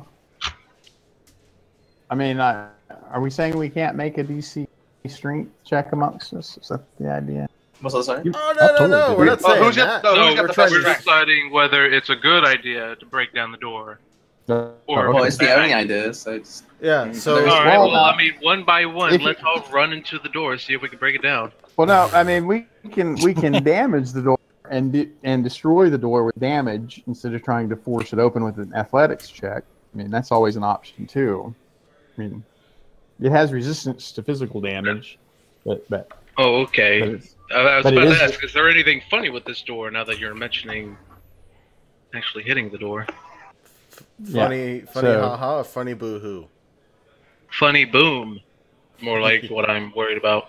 Yeah. Well, I can attempt a strength check on the door.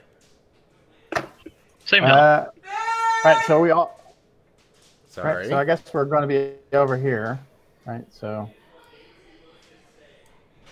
Wish to move. positions ourselves accordingly for where we're going to be when the door is forced open. I'll be right by your side. Hopefully you don't die.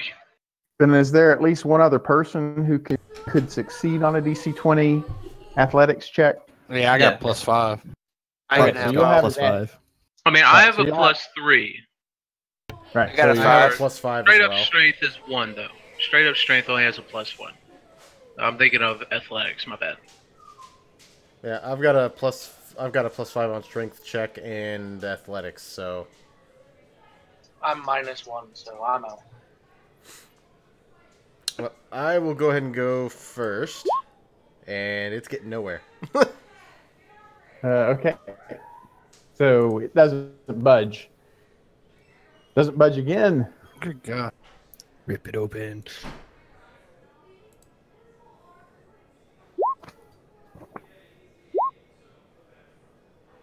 Walls. Combined strength defeated by... Hey! All right. So there we go. Take it back. Okay. Way to go, so, Uzair. Huh? Way to Okay, so go. inside, sure enough, there is Exozeus. All right, here, I'll read the description. An altar of black stone sits in the center of the room. The front is skull with green worms crawling about it. Ritual symbols are emblazoned on the wall, and several corpses rest at various places around the center. In the room are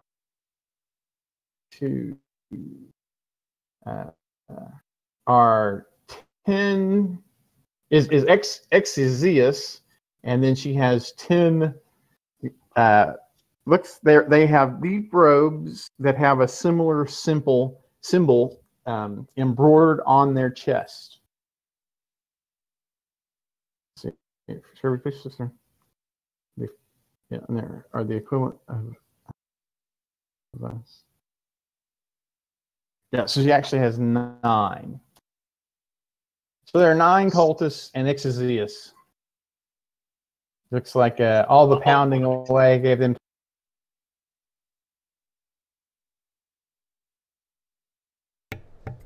All the pounding away gave them what now? Yeah, we're not surprising them.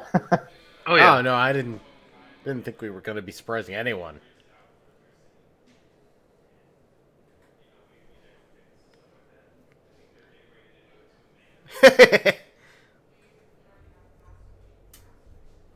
I mean, if you wouldn't mind, could I have just said like beforehand, I given Rasmus my health potion? Yeah, you could do that. Mhm. All right. So Rasmus, roll a 2d4 plus 2. Or is it? Yeah, 2d4 was- plus 2. Yeah, it was 2. Wouldn't it be? Yeah, I was thinking of 2. I was thinking it would be plus 1 because is he level 1 or level 2 with us? 1. Okay. Okay, so into initiative we go. This looks pretty dangerous. Is anyone against Cool. burning the building down? So I'm utilizing alert from the stone to give me a +5, Okay. which gives me an 18. As soon as I pop... Oh my god. Yeah, let's put myself on the board. How in the world did they get 25 and 26 for initiative? How in the world do you guys get those high numbers? Well, the cultists are human variants who have taken the alert feat, giving them +5 to initiative. Oh, nice. Wait, so the one that rolled up.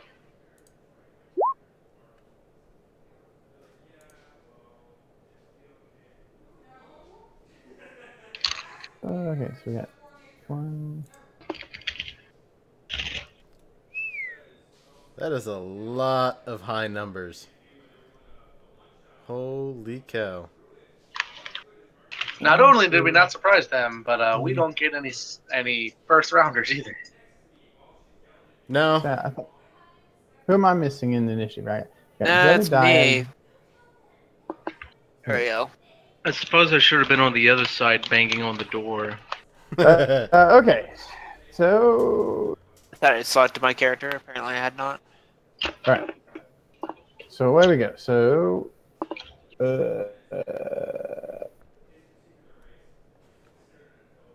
yeah, they don't feel a need to rush out there. They fire his hand cross at Wazir. I guess he was the one who actually opened the door. Right, so a 7 is going to miss Wazir. And a 7 is going to miss Wazir. All right, so Jedediah. So a couple of them fire these two over here. And it is your turn. What was that? It's your turn. Yeah. These two over here, each one of them has a hand crossbow, short sword. Or a scimitar, I'm sorry. And so Wazir forces the door open, and these two immediately shoot it at Wazir, and it's your turn.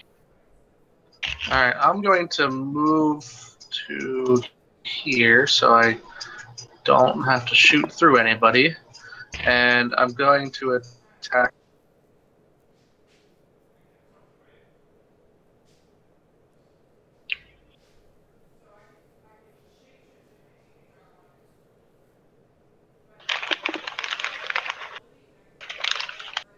Back this one. Okay.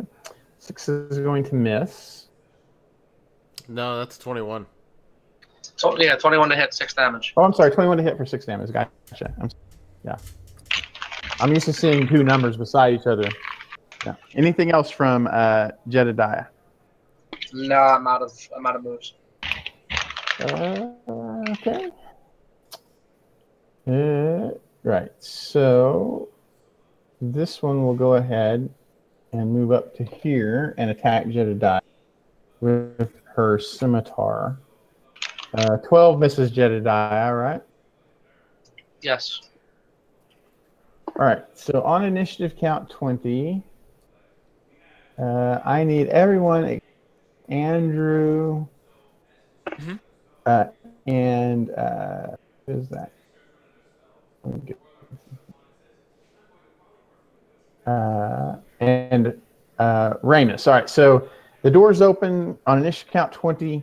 1, 2, 3, 4, 5 of these symbols on the walls around the room flare and target the 5 who do not have total cover with a hold person, DC 13.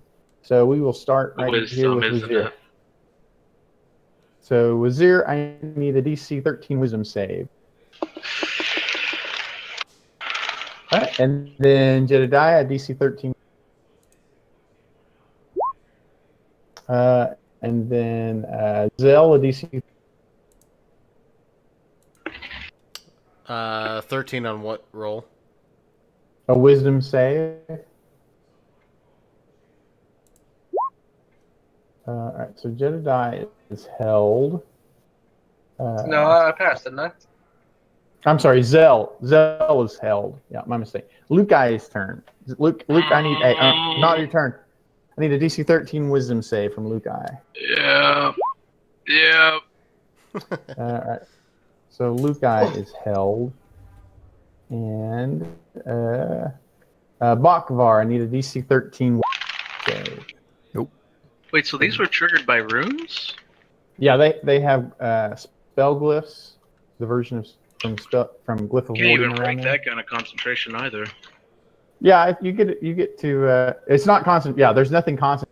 Yeah, but you that's still get. that's the thing. It's like there's like usually a hold person is a concentration spell, but whenever it has no one concentrating on it, it's just sort of like a spell there. Okay, so It kind of Zell, sucks trying to fight against it. at the end of your turn, you get to make the Wisdom saving throw again to end Does paralyzation. this count as paralysis? It is paralysis. Yes. Cool. I'm going to use lesser restoration from the stone on myself. Okay. Who's doing that? Me. Zell. Zell Yeah. does that. Okay. Right. Yeah. So all right. So that will end the, and you can do that without any action. So.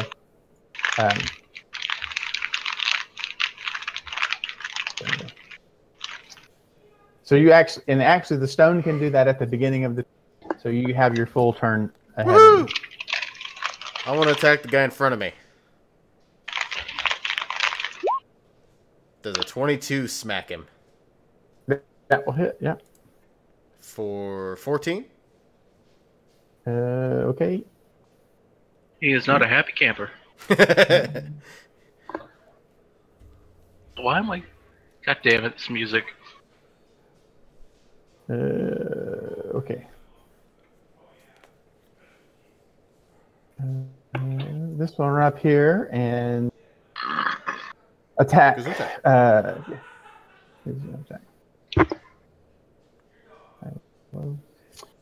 going to attack Bakvar. 19 to hit Bakvar. That hits. It's going to be an automatic crit for 9 slashing. Ouch. And Bakvar just falls over. Okay, Bakvar goes unconscious. Bakvar, the wound from that is continuing to bleed and will do so and succeeds on a DC 13. What is it? Wouldn't it be Constitution? That's bleeding, right? Yeah. Where did they go to? Oh, there it is. Let's see. Someone needs to make a DC 15 medicine check to end the bleeding, or it will end on its own at with a DC 15 Constitution saving. Okay, I'll try it. Okay. All right. So that was that one. And then this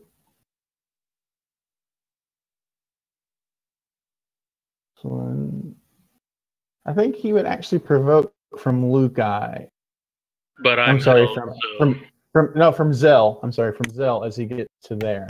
Okay. Swing. All right, so 12. Actually, a 12 might hit these guys. 12 exactly hits these guys. So they're just wearing leather armor. I wish I had that 25 for a hit. Ooh. So 11. Oh, wait. Sorry. Ignore the 8. Right. Yeah. All right, Just so he is bloodied as well. And he's going to attack Luke Eye. An 18 to hit Luke Eye. Yeah, it meets my AC, so yeah. Okay, so 9 slashing. And you have a festering wound, or a bleeding wound. Wait. Does theirs make it on an 18 for crit? Yeah, they have advantage. They have advantage because you're paralyzed. I thought it And was then- 19 if they're going the way I'm thinking. No, and then if you hit a paralyzed creature from that's within 5 feet of you, is an automatic crit. Oh, okay. I plan on taking advantage of that at a later time. Oh, yeah? Because I'm sure as hell not being able to take advantage of it. All right, so this one can't get into melee, so he's just going to use his hand crossbow against Luke Eye. Ooh. So a 20 will hit for 2 points of slashing damage or piercing damage, and it will be Wuzir's turn.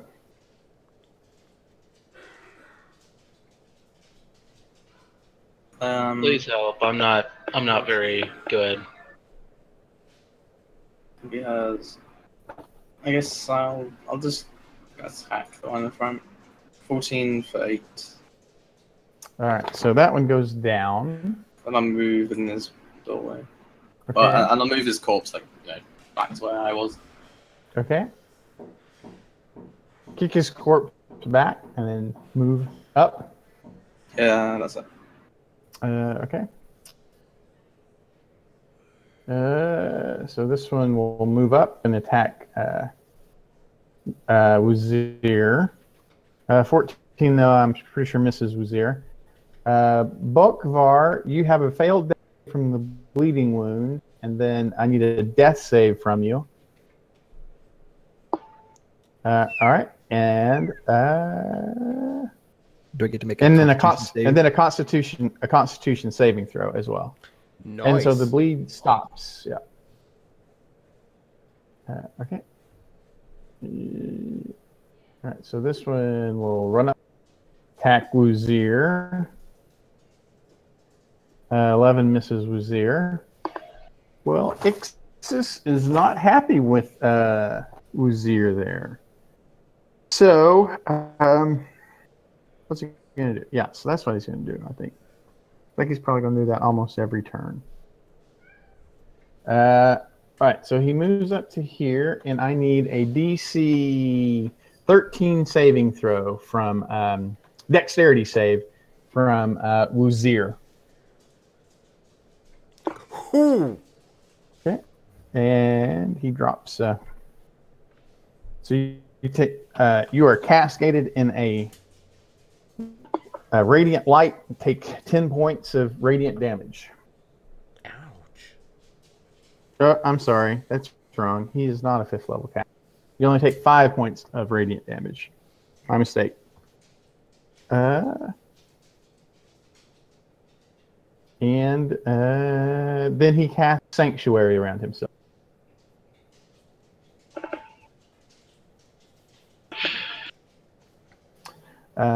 Luke Eye's turn. Luke Eye takes 4 points of bleed damage at the beginning of your turn. And then at the end of your turn, you can make a D13 wisdom save to end the paralysis. Crossing fingers.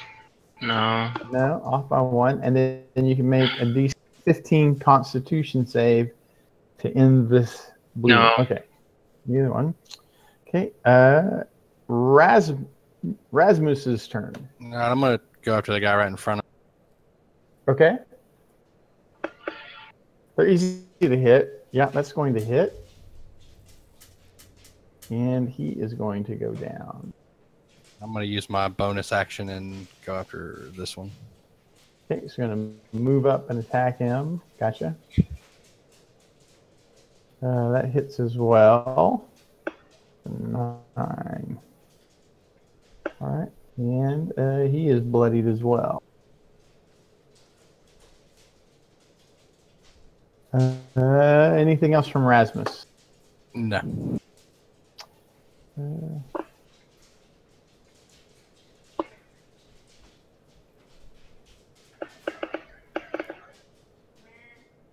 Yeah, so this one will rush up and attack Wazir.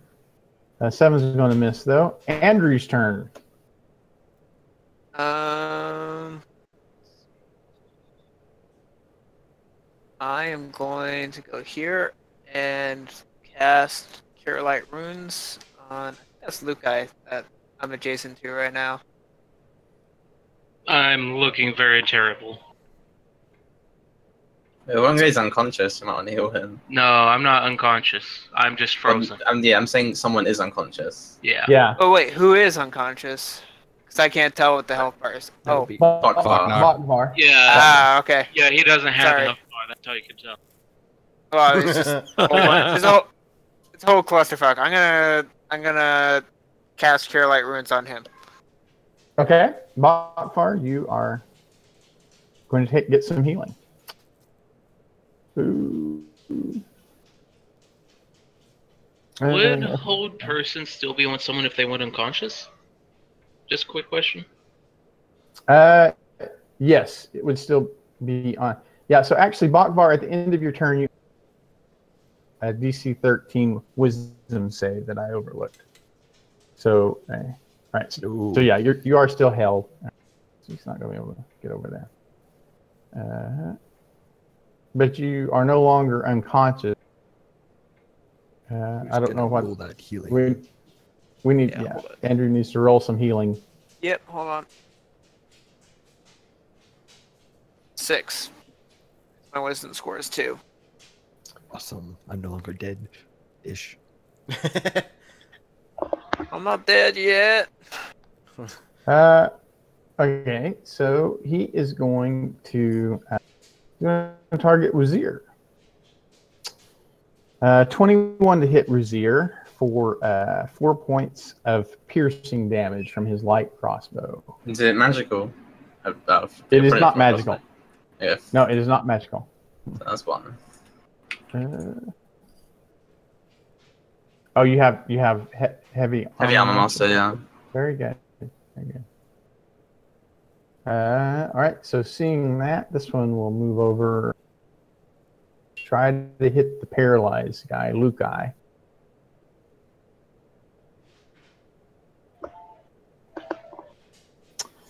Uh, 10 will miss Lukai though. Oh, thank God. But a 19 for 4 points of piercing damage against Lukai. Would tough cover not help? Since player Oh plays. yeah. Actually, yeah, your armor class is increased by 2 because of half cover. Then that means my armor class is over that. Okay, and that will miss then. Jadidia Spark. All right, so because they're in the doorway, do I have a line of sight on the guy in the middle? Yes. All right, then I'm going to attack him, and since he's in combat, then it's going to be a sneak attack.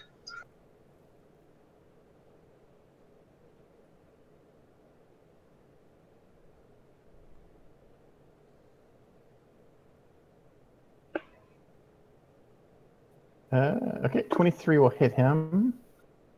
For 10 damage.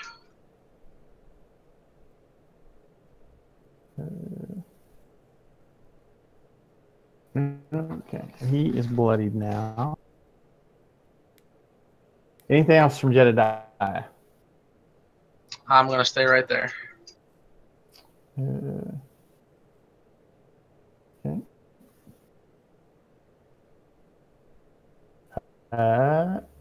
Zell's turn. We're back to top. Zell's turn. Cool. I am attacking the one north of Uzire. 17 for 13 points of damage. One north. All right, so he goes down. Cool. That means I'm going to take a step forward, basically over his corpse, and I'm going to attack the one to the right of Uzire. Okay, the one who's already bloodied. Uh-huh. Okay. For Chop. 10 points of damage. Chop. Nice. All right, and he goes down. Awesome. And I'm going to go ahead and action surge. Oh, wait, I can't. That's a bonus action. Never mind. That's my Fine. turn. No. What? An Why exercise couldn't is you just a thing you do. It doesn't take. It doesn't require a. Oh, thing. is it? Yeah, it just gives you another action. Oh, okay. Yeah. Well. You just sort of use it pretty much. Okay. Do an I'm action going to and attack the one possible to the north of one I just dropped. Okay. I believe we said a 16 hits. Yeah, they're 12. They're only wearing Okay, leather okay. armor with a little bit of damage. 14 damage. Okay. Great swords are fun. No, it's not even just the great sword. It's the fact that I have great weapon fighting. Anything else from Muzir? I mean, from Zell. Nah, that You should be was using it. Their armor class is real low. You should take the +10. The what? Saying that right? Do you not know how it works? You get Oh, you the dead can one. choose to get -5 to the attack Oh, yeah, roll. I to get know. +10 to that. I'm taking the safe route of actually hitting them. But they're 12 AC. And? That means it's easy to hit. Yeah. And you would one-shot them for sure if you hit them. Probably. +10. All right, so also. Yeah, weirdly, it's highlighting him.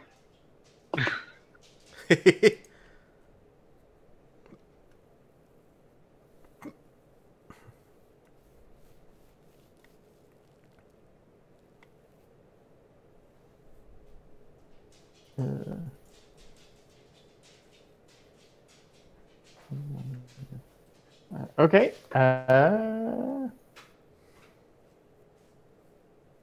Well, yeah. Now let's do something. He's going to move up. I guess he will attack Zell. Give Zell a little bit of love there. 13 misses Zell. Yeah. All right. Wazir's turn. I'm gonna do a breath weapon. Can I hit 4 of them? In that? These 4? Yeah. 15 Yes, foot you cone. could. Yeah, 15 foot cone. We get all 4 of them. Woohoo! I think the save is 14. It's a Constitution saving throw. Is poison. And then the damage. Yeah, I think it's just 2d6. So I'll roll that. It is. That's my Constitution modifier. Okay.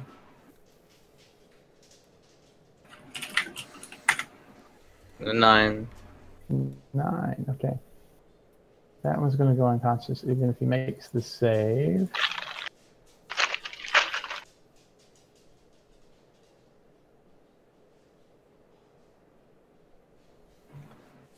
The save is only 11 though. Say it again. I'm sorry. The save is only DC 11. Oh, okay. It's based off the Constitution modifier. For some reason. All right.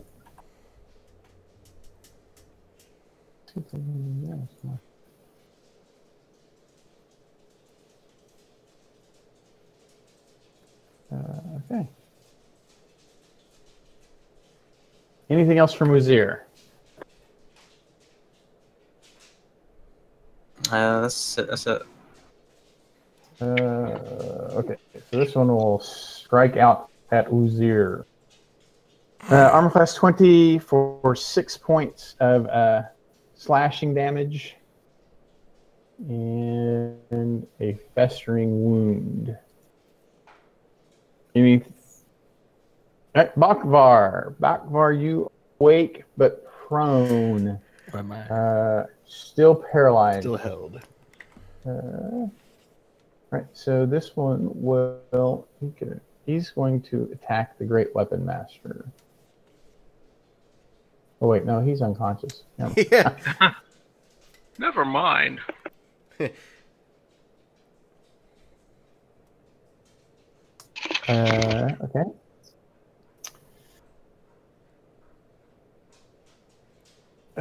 Okay, so on Ixizius's turn, what do we got?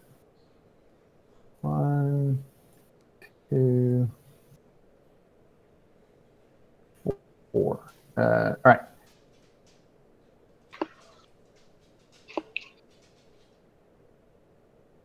This guy wakes up. This guy wakes up. He needs to shunt 5 feet. Don't really have line of sight of them. Say again? For the one below me, that Oh, yeah. He has to move over to get there. Yeah, to see him. That's what you're saying. yeah. You'd have to move over there. Gotcha. All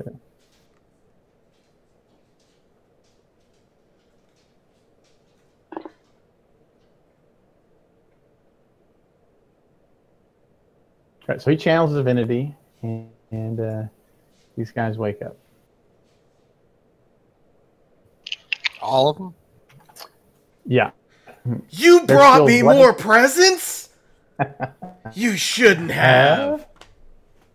And then he will cast. Oh, wait. Let's see. Does he want to do that? Yeah, I guess he will do that. So then he's going to put spiritual weapon right here. Oh shit. And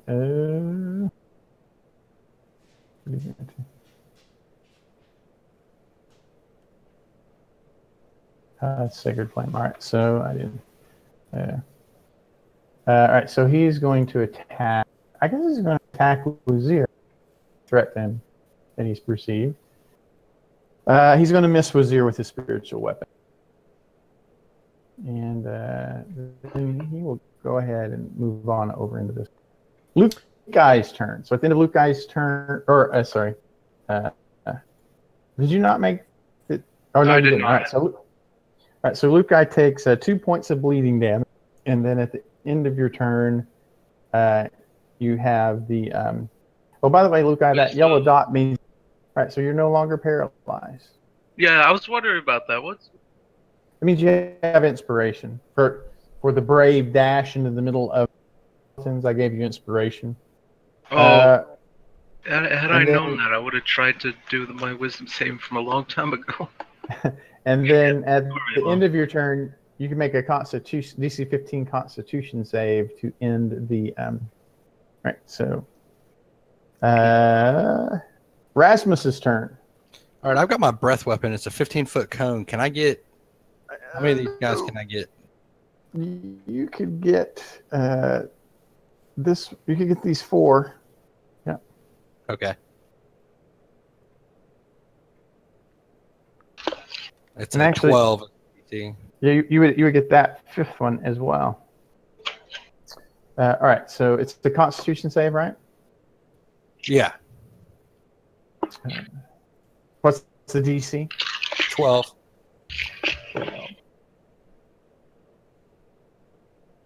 All right, so right now he doesn't have a way to bring them back. So they go down, they just die.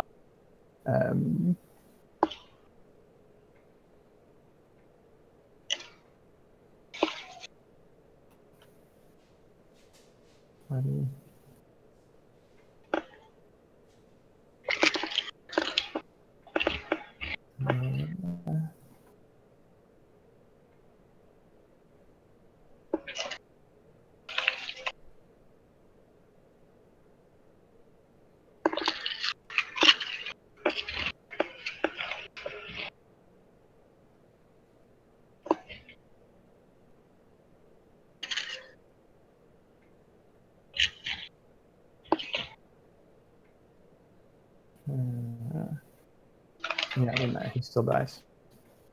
Okay, so that thinned things out a lot. Anything else from Erasmus? If I use my breath weapon, am I still able to use a bonus attack for one sword attack, or is it just the breath weapon? No, in order to use the bonus action for an offhand attack, you have to take attack action. Which the breath weapon is not the attack an attack action. Cool. But there is room now here inside to do some, to open things up. But you don't have to. Just an observation. Andrew's turn. Okay. I'm going to Cure Light Runes Lukai this time. Okay, Luke guy, you get some health back. Shit, you get 4. Sorry. It's better than being dead, buddy. All right, so I guess he'll move up and attack Zell. But a 6 will miss Zell. Jedediah. All right, I'm going to drop my short bow, grab my daggers, and I'm going to stab the guy directly in front of me. And being that he's in combat 5 feet with someone else, it's going to be a sneak attack.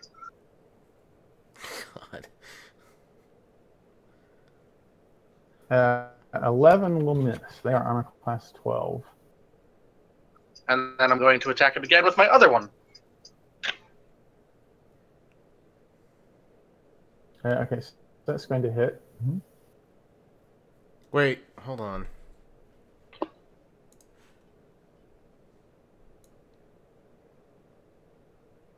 Doesn't that mean okay? Never mind. And then that one being that the first one missed, is still a sneak attack, right? Yeah, but the second one should not have fire on it. The only way you get your dexterity modifier is if you have the 2-weapon fighting style. Oh, my bad. I'll fix that. So then I guess that missed. No. It still is to hit, but not to damage. Yeah, so it's not 4 points of damage, just 1 point of damage. But it does still proc your sneak attack. So it's instead of 4 plus, it's 1 plus. So it's going to be. And then it's 4 points. Yeah. All right. So that exactly is what you needed. You didn't waste any dots there. Anything else from Jedediah? Can I sheathe my daggers and pick up my bow, or do I have to wait till next turn? Yeah, you wouldn't be able to draw your daggers, attack, drop your daggers, and pick up a bow. Didn't think so. Then I'm good. All right, so Zell's turn. By the way, just real quickly, I just want you to note that for if Zell's ever attacked, like the next attack on him is going to be disadvantaged, so I can use my reaction for protection. Just heads up. Okay. So I am going to swing at the top one, that's bloodied. Okay. That's going to hit. 10. All right. Whoops. Sorry. No, not that one. There we go. That one. And then I'm going to attempt to do the -5 to hit the one in the middle here to get a +10 damage. Okay. Gotcha. So 16. Yeah. 16 will still hit. So 20. So he goes down. Anything else from Zell?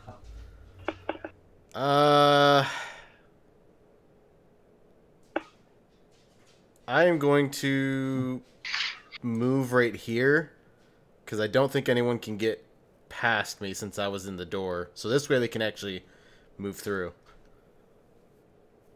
Okay. Well,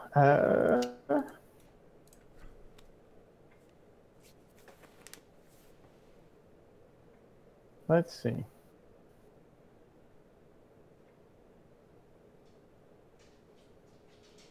I guess he's going to have to provoke from Wazir. So Wazir to get some. Yeah. Around All right, so he's bloody now. And he's going to attack. He's going to miss Zell. It's Wazir's turn.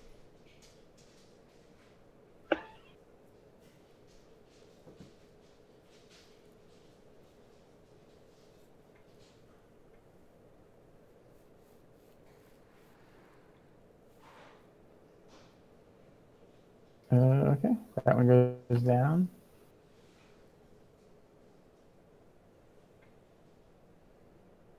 Okay. Anything else from Wazir? All right, so this is going to turn around, and I guess he's going to attack. Oh, wait, I got those mixed up. So he actually already went, didn't he? Mix those guys up. He should be down in here. There we go. Bakvar's turn. I am still stunned. And I will remain so. Okay, so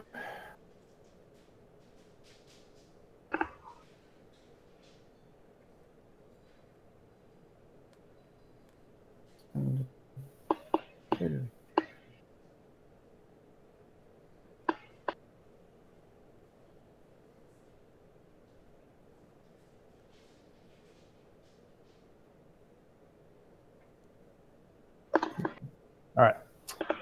Spiritual weapon moves in and attacks Wazir.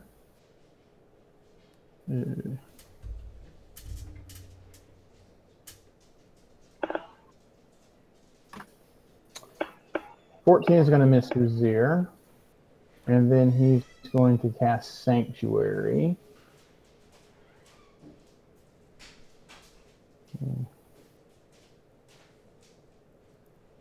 Right, so Wazir can try to hit him. You need to do in order to hit him.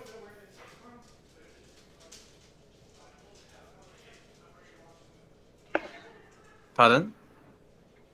He will provoke from Wazir, Oh, okay. but it requires a DC 13 Wisdom saving throw. All right, so yeah, so you can attack him. Yeah, you can hit him. 12 hit? Yeah, or no, a 12 does not hit him. He's wearing scale mail, or she's wearing scale mail. Okay.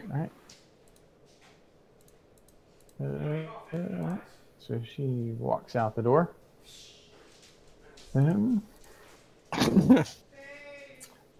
Luke Guy's turn.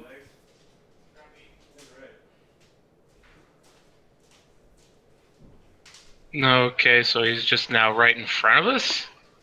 This is smart. Yeah. Mm-hmm. Looks like he is protected by Caius in some fashion, though. You can't. If you try to attack him, you have to make a DC 13 Wisdom saving throw. We attack him in any way whatsoever, right? Yes. So even if I were to grab him? Right. Damn.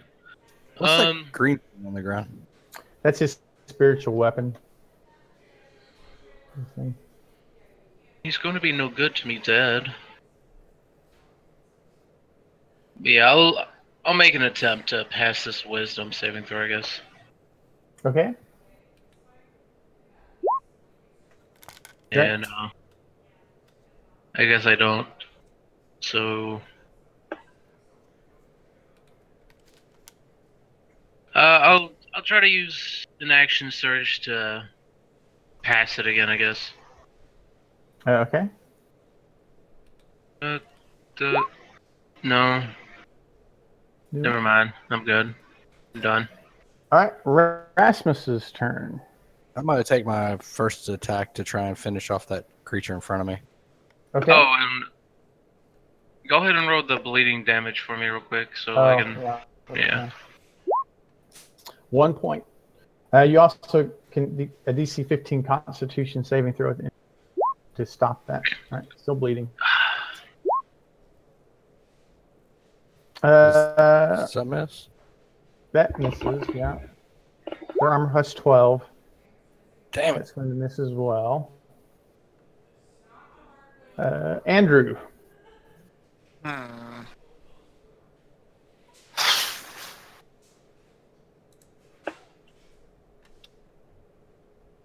I guess I'll try attacking her and pass her wisdom saving throw. Okay. You do.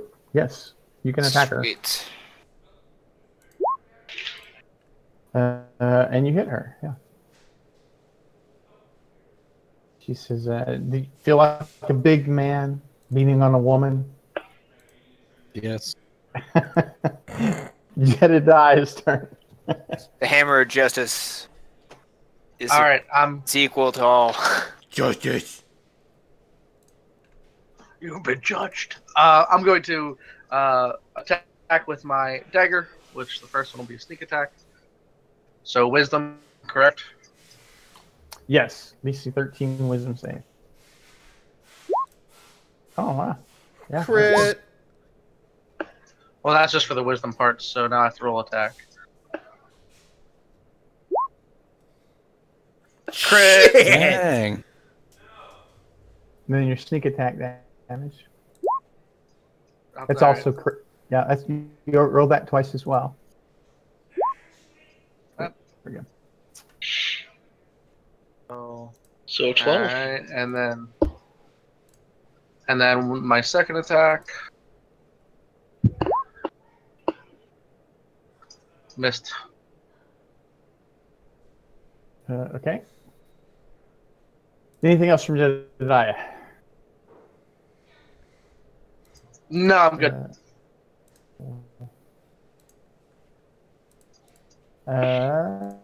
Zell's turn. All right.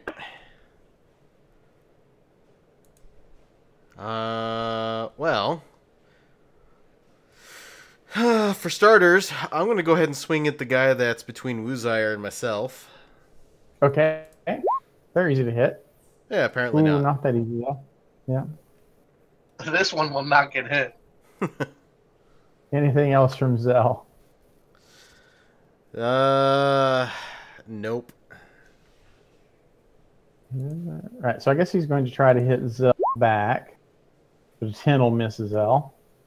Wuzire's turn.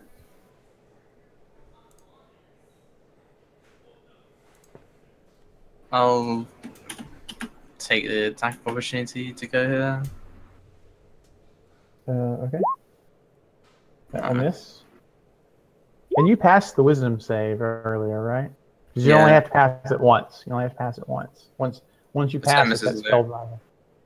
Okay. Bokvar, wisdom save at the end of your turn. Yep. Not today. Okay. Or whatever. Not today. Okay. How many rounds has it been? 4, I think, maybe 5. Well, she's going to drop a. No, she's that roguey stuff. That doesn't work. Let's see. What is?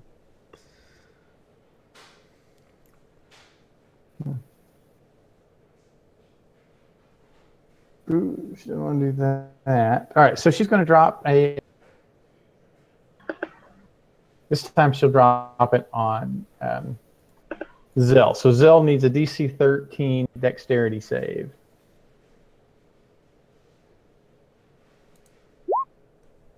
Right. And then she'll cast Sanctuary again, and this could provoke from Lukai, Andrew, Zell, and Andrew, Lukai, and Zell. So wisdom saving throws from you three if you want to take an opportunity. Oh, attack. yeah. Zell does, huh? Nope. No, But Zell's the only one. And it's 7 going to will miss. All right. So now she's going to provoke from Jedediah, and if you want to try to attack her. Do I need to roll the wisdom again? Yeah, she recasts Sanctuary, so it's a new spell. Jedediah can attack, and she's technically when you attack, she's still adjacent to Wuzire. Or I'm sorry, no, she would not be. She wouldn't provoke from you until she got to here. So you can attack, but you won't proc your sneak attack. Do I get the two dagger attack or just one? Just one. Opportunity attack is always a single attack. 7. Oh, yeah. That'll work. Nice. Oh, that's nice. That's 15. She is shouting and Larian. Watch. She's sounds like she's trying to draw the attention of the people she's expecting to be there, who we bribed to stay away. Luke Guy's turn. You know what you need to do. I'm dashing all the way down beside her. And going to make my attempt to make a hopeful swing. 15. Hey! You do. Uh-huh. Yay. Nice. Pulling out with Swinging a hit? bonus action Kitsune Tail Flame. So if I hit 25, so it'll be my damage. So that's 12 with the Okay. flame tail. Tail So flame. you impale her with the flame tail. Is it? That's It's- still it's still melee damage, right? So you can. Yeah, can it just choose adds to my damage. That's all. Okay, so you can choose that to be a lethal blow or not. Yeah, no, non-lethal. Okay, so Get she some. drops unconscious. Yeah. So she drops unconscious. And at this And point, that's I not- just Okay. just waiting. At this point. Okay, so within let's see what kind of loot they've got in there. Well, we still have one guy up. I think I might have got him. I just did 8 points of damage. I rolled a 21. Oh, yeah. No, Oh, that's right. We had one call. Yeah, that will do it. He's got 4 hit points left. Or he's got 2 hit points left. Yeah, down he goes. Blarg! Same method. Tying her up. Definitely Gagger. Yeah, yeah. Shoving a bit of rope around her mouth. And I'm dragging her inside the warehouse. So just right here is pretty much where I'm dragging her. So we're out of view. Okay, so she's accumulated a little treasure here. But more importantly, what are we going to do with her? What is the plan?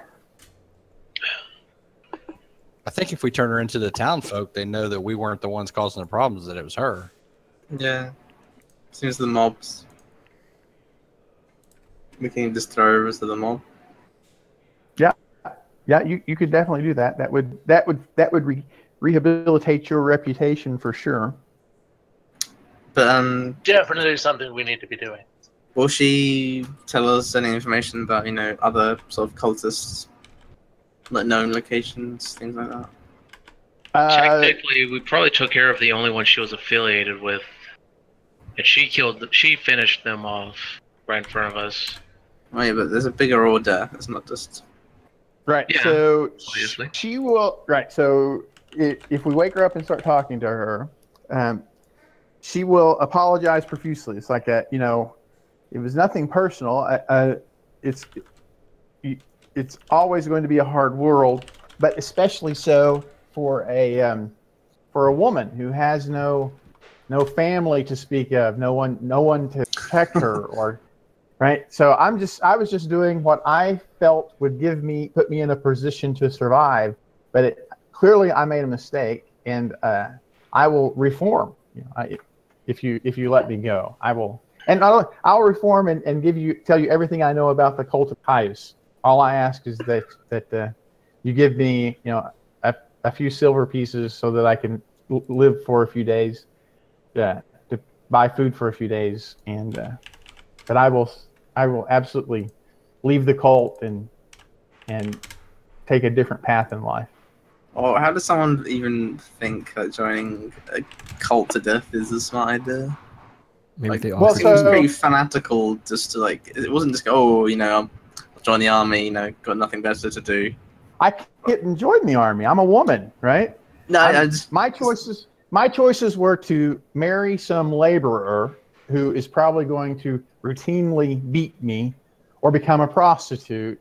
Why not Right? the Thieves Guild then? And then here comes this charismatic guy and says, "Hey, I've got a third way for you. Right? I'm going to teach you how to survive. I'm going to teach you to cast spells and call upon extraplanar powers.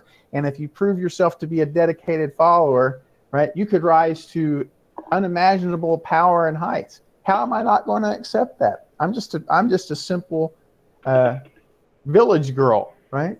Whose parents died when I was not even a teenager.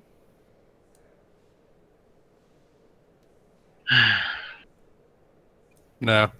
Can we check honestly? if she has any items? Honestly, Oh, I'd much rather get as actually much has- information out of her as possible. She never got to use it, but she actually has this. She has managed to gain some possession of it. Yeah. Oh Ooh, wow! wild magic surge. That's always good. Holy shit! You know, I know a certain Oh, yeah. druid that we used to have that would have loved this one. Oh, yeah. I forgot to roll off the wild magic table. Oh well, that's all right. It would have been interesting to see what happened, but I forgot. I love the wild magic table. Yeah. So, and the 15 insight will reveal that she is sincere in her promise to reform, but also that she seems to lack the moral capacity to fulfill that promise. Right? Yeah. Well, she's doing a death cut after all. Yeah, her ethics are pretty well compromised, right? So she might not pursue the death cult. So maybe she'll end up an assassin instead, or who knows what. Oh But- yeah, but I but mean, she as long is- as it's At I least say we that- I say we let the townspeople decide that part of it. Oh well, I that's agree. just saying you're That's gonna throwing. crucify That's her, throwing. right? yeah, That's she's- throwing a bunny rabbit to a bunch of rabid dogs. I'm just saying. Yeah, it's like, oh, we're not going You're to not kill the leaving it bunny to rabbit. judgment. Let's You're leaving it to just see what we're gonna turn the rabbit over to the pit bulls. If it well, survives, be a that's fox fine. hunt. But if not, How about not the I same. actually She's not a rabbit. have a suggestion. you can owe us a favor? We go along with the idea of bringing her in front of the villagers, but we submit her to the church for them to reform her. Since we kind of aren't in some capacity working for them, as that it were. would be what you are expected to do for those of you who are lawful and the obligation of society would demand that you Inquisition to be, and let them decide if she's going to be an ongoing threat or not.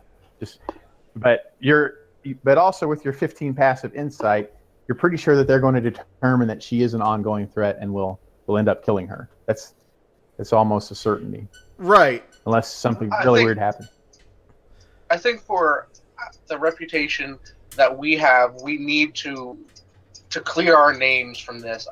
As much as, I mean, I'm chaotic neutral, I don't really necessarily care, but I think we need to just let the townfolk know we've found who's responsible. We wish the best. We present her to the church to be reformed and hope for the best. But at that point, it's off our hands.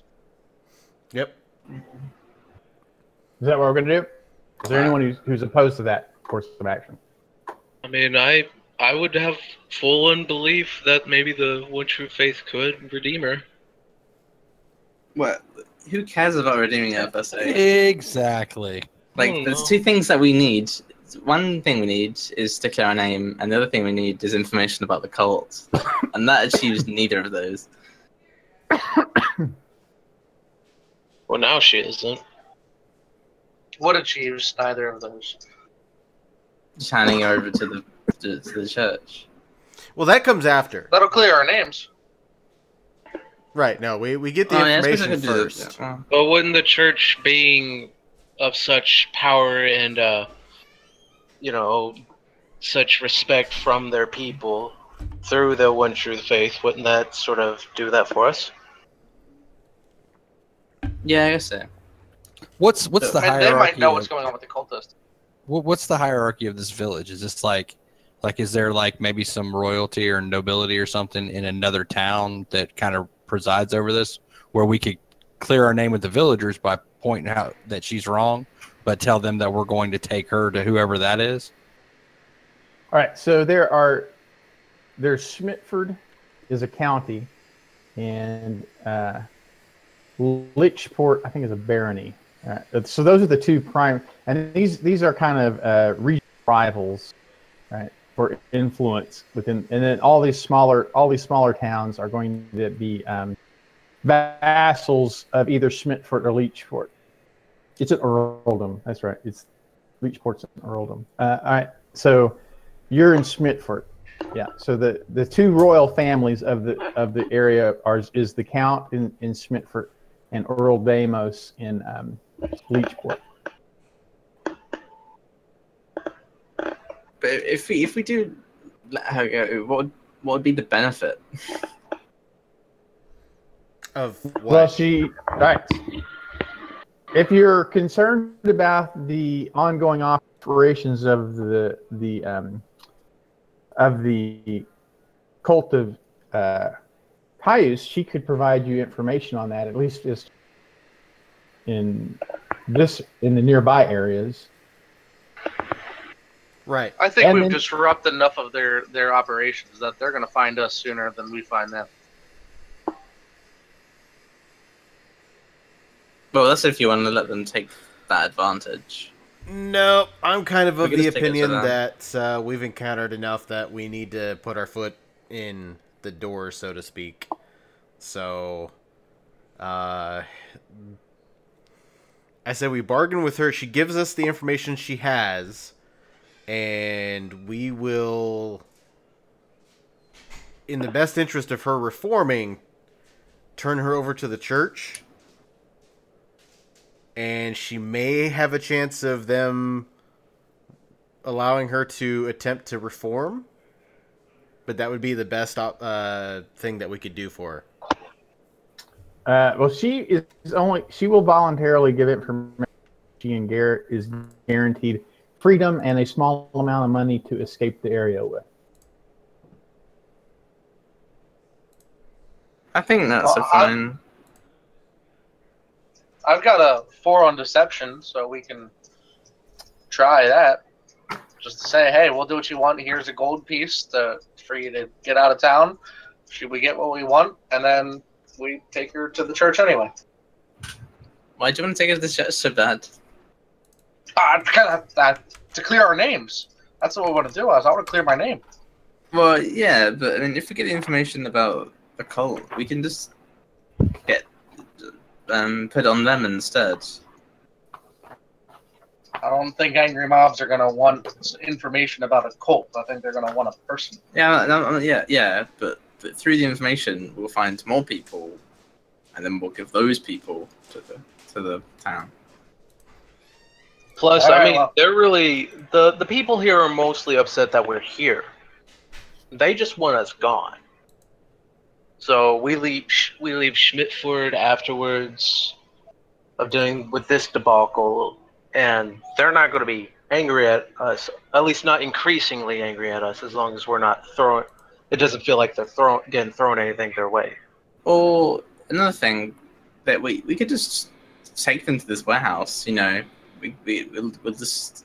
Bixie doesn't even have to be part of it. You know, we just go. Oh, there's There's 7, enough dead bodies here. Yeah, there's like 7, 8, 9 people like cultists here. We go. Yeah, that's them. As long as they look like cultists, then fuck. Would that be enough? That works. I'm down with that. Sure. Sounds I'll good. give her a gold. Yeah, I think that's reasonable. So we are going to let her go, Yeah, the scapegoat's And, on the dead. and then minion. once she's cleared, we're going to bring in the authorities and demonstrate that we are not responsible for the. Am I understanding that right? Is that the Yeah. plan? Yeah, I don't have any reason why that would not work. I think that is a very logical and reasonable outcome. All right, so here's what she tells you. I need to find this guy's name. The leader of the cult in the region I know his name. All right. So I have it floating around, and I'll have to get back to you on his name. Right. So the first thing the cult does when it is going to exploit an area is it tries to set up a very secure location. Sometimes it's in a town, but most often it is in an unpopulated area, and there are several cavern systems in this is the mounds, this area down here, and there's one of them is a former gnomish community that was murdered actually by adventurers several years ago. So they have co-opted that town, and that site was the first thing they did. So it's going to be better protected than the two we've run into in Smitford.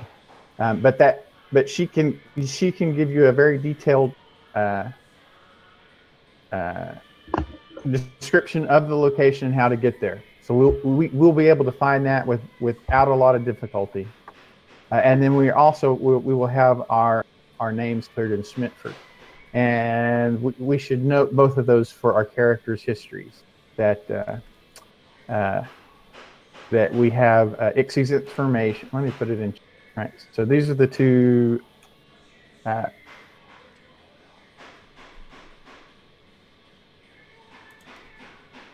so the first one is we've acquired Ixie's information, and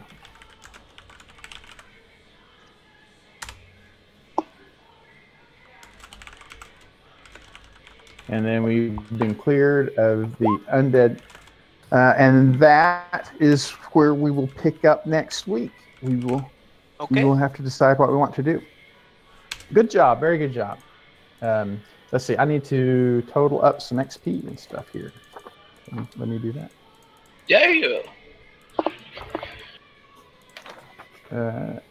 Someone gets Hedos, of course.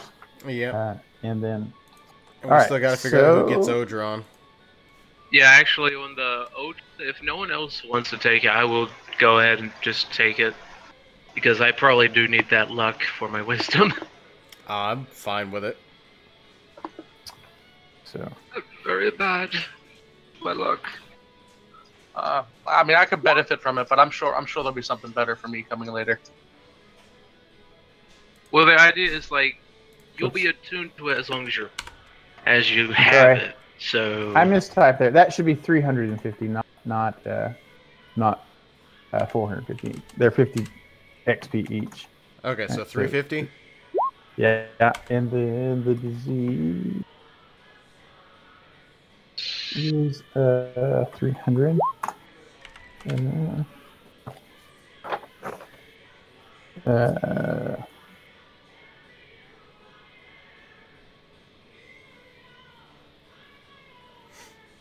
We're ignoring that first number for the skeletons there, right? Yeah, ignore the 450. Yeah. Okay. Just making sure, because I'm calculating this up for you.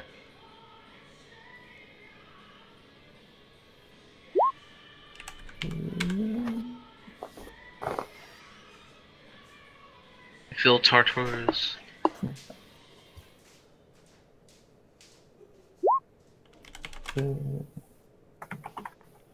I was going to actually ask about the mob. Yeah, it's 25 commoners at 10 XP apiece.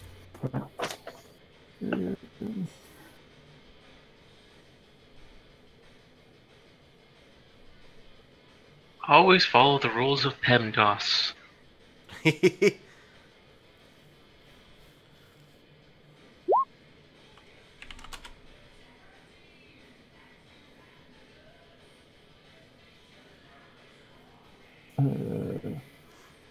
Do we get anything for bribing the watchman?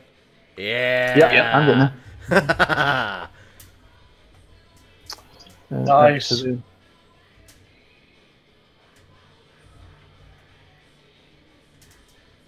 Wow, this may very well put the level 1s up to level 2. It definitely will. Hopefully, it almost doubles our HP. It does. Plus Yeah, because we're at, Okay. D I think divided by so that's 7. 307 a piece. Yep. Oh, that's a good number. That's exactly what you need. I guess you got 7 extra there. I guess you wasted 7 points. No. What's So- level 3? Is that 900? Yes. 900 is Yeah. level 3. So we are shy. Shit. We were just 93 shy. experience points short. Yeah, we're just shy just a little bit. Don't worry, man. We just have to dawn on ourselves a bit stronger. Okay, so if you look in the Damn it. if you look in the Dimgaard campaign guide, let me pull it up. It expands the downtime options, and one of them is like out of session adventuring. I think that's also one of the options in the new expanded downtimes in the Unearthed Arcana, but I could be wrong about that. I know it is in the. I thought that it was. Crafting scroll. Oh, maybe that was not in the. Maybe that was a just in one of the adventures. Yeah, I'm looking through it right now. Downtime activities, page 14. Yeah, but it's. Yeah, I'm getting confused. It was actually a downtime option in one of the accelerated. But if I remember right, you can find a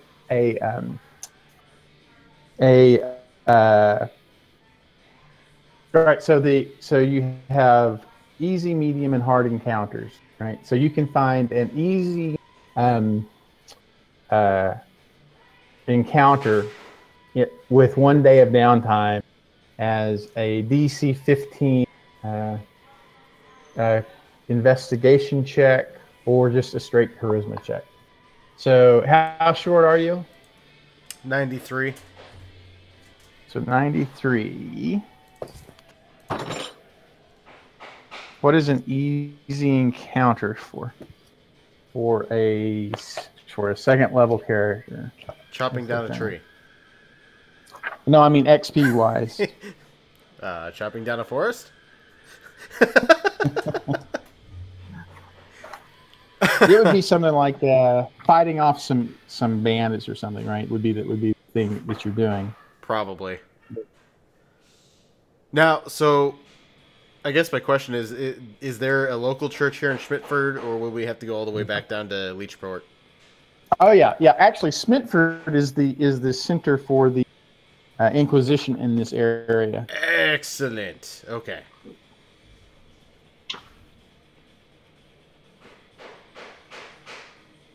Oh no, I'm sorry. It's actually I'm sorry, that's wrong. Yeah. Yeah, so so we just need a couple of easy encounters. So we could do if you spent 2 downtime day. Well, right. So 2 successful DC 15 investigation or charisma checks during downtime would take you to level 3. Because we're going to have like 7 days worth of downtime. All right, I'm gonna leave that 20 y'all. I got a -1 on investigation, so... I mean, I have a 0, so unless anyone else... There's a 22, there's a 12. What do we need? Charisma? Investigation. You said or charisma, right? Is this an individual Yeah, thing just- or is it a group thing? We can do it as a group. That's fine. Yeah. We can rely upon one person to look for it. Yeah, because mine is going to be... But we're going to have... Let me... Yes. Yeah. What was that?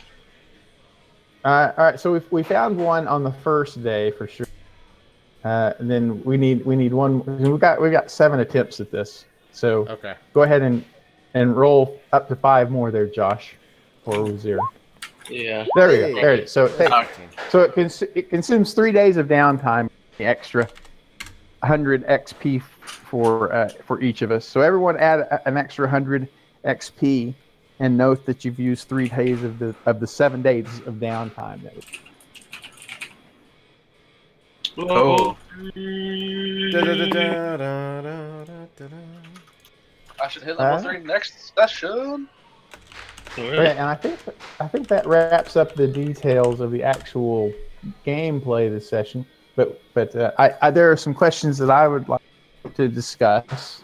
In particular, I would like to know the opinions of the two new players. I'm always interested in what new players think. So, Kevin. Oh, by the way, and, we all got 44 gold from the loot that we found. was that the treasure split 7 ways? Yeah. Yeah. So yeah, Jacob and Kevin, I would be interested in any observations you might have. In particular, if you have ideas to improve things, that would be great. I think the only constructive criticism I would have would be the going through these skill checks, like when we're investigating. We took up a lot of time doing that, but I think it could be done a bit faster. Well, so let me explain that. It's a skills challenge, and that's a recent thing that we've incorporated, or I guess I should say. And my big flaw with that is, all right. So the first thing is they do get smoother as players understand what's going on with those. It particularly helps if you played 4th edition, because that was a big. But I agree with you that that is very. Like I played games with it, and I think it's really good. It's just I think we could probably speed it up a little bit. Yeah, and it will speed up as people get more comfortable with it, and I'm all right. Okay. I'm all right with it being slow. But my problem with the thing that I think I need to overcome with it is that a skills challenge is supposed to build a big narrative event, right? So, and that's just in general. I am poor at in-game description, right? Like there are DMs who are very colorful and paint a very rich picture with a lot, but I tend to be very adjective and adverb poor. Right? I very much focus on short sentences with nouns and verbs, and that does not lead to the type of vivid description. And that's a very valid part, and it is something that I need to work on and wish that I was better at. But so I agree with you. I think that's a valid, I think last time when we were escaping the house with fire, that was pretty solid. Well, that was just a much more dramatic moment than in 2. So what they're talking about there for Jacob and Rasmus, the skills challenge in the previous one was we had destroyed that altar was much more established than this altar, and when we destroyed it, it erupted, and like we were in this flaming residence with things collapsing around us. So it lended itself to a lot better description than an investigation skills challenge. So I think you're right. Yeah, and maybe I should steer away from things like an investigation skills challenge. That might be the thing that I need to do. I have to think about that. I think those are both good points, though. Okay, so here's a question for you. So, what about the overall difficulty of the adventure? I felt pretty good about it. We had a few scary moments, right? We had some people go unconscious, but I didn't feel that it was overly punitive or deadly. I just felt like it was about the right level of difficulty that I'm looking for. But I'm not married to that position. I could be convinced of a different position if someone wants to make a different point. I think this was pretty well balanced. Yeah, I agree with that. Like what you threw at us is what made it work the best. The fact that we had to make a bunch of wisdom saves, and I mean, I know I'm not very good at wisdom saving throws at this point. I think we can understand that much. And it makes it more difficult for me to actually try and pass through this. Yeah, I was just thinking it really got a bunch of us too, so it really made it more difficult for us in the end.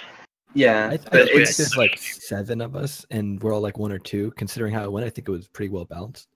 I think maybe next time though we need to try and think how we approach it better. Like not say that was bad. It just we had that free door in the back. Yeah, I Well, think it's that just stuff will come with us challenging. playing together, though. I mean, once Yeah, we figure out that's stuff. something we should probably like think on next time. Last time I tried that, it didn't work out very well for any of us. Oh yeah, no. Well, we were a lot more spread out. That would have just been a two-way split. Yeah. Last time it was a 4-way split. I think it ended up being. Yeah. Well, it was 2, but then we couldn't get through the front door, so then it became a 4-way split. It ended up being bad. Yeah, we couldn't. one thing get- with the spell glyphs. I think that it just ended up becoming impatience. That's all that was. It wouldn't have been. Yes, It would have yes. been more than 2, but I don't know. Right. So Everyone wanted glory. I think Josh is trying to make a point that he and I have talked about in other venues, but No, I'm fine with them. It's just the spell choice.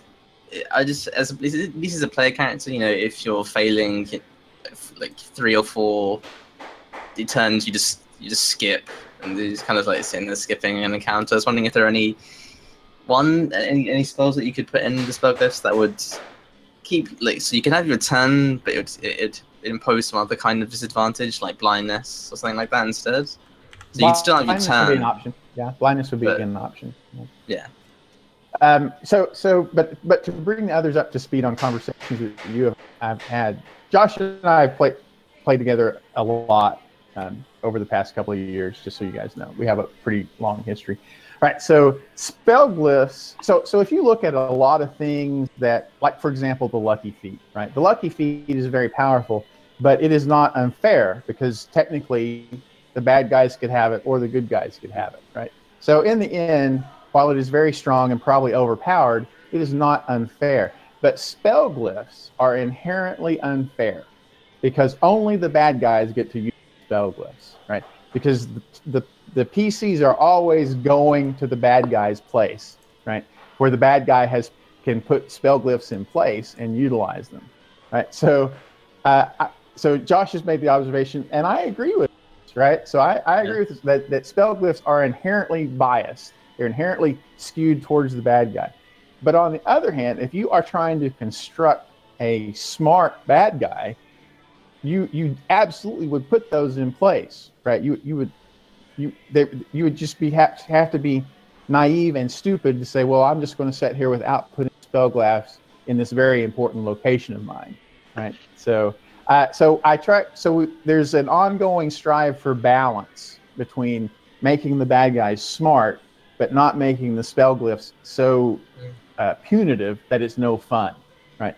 And that's what Josh is alluding to there. So it would be interesting to see what the 6 of you who haven't been involved in that conversation for a year and a half would observe on that. And then you can always come back to it because this is something I'm quite sure we will revisit over time.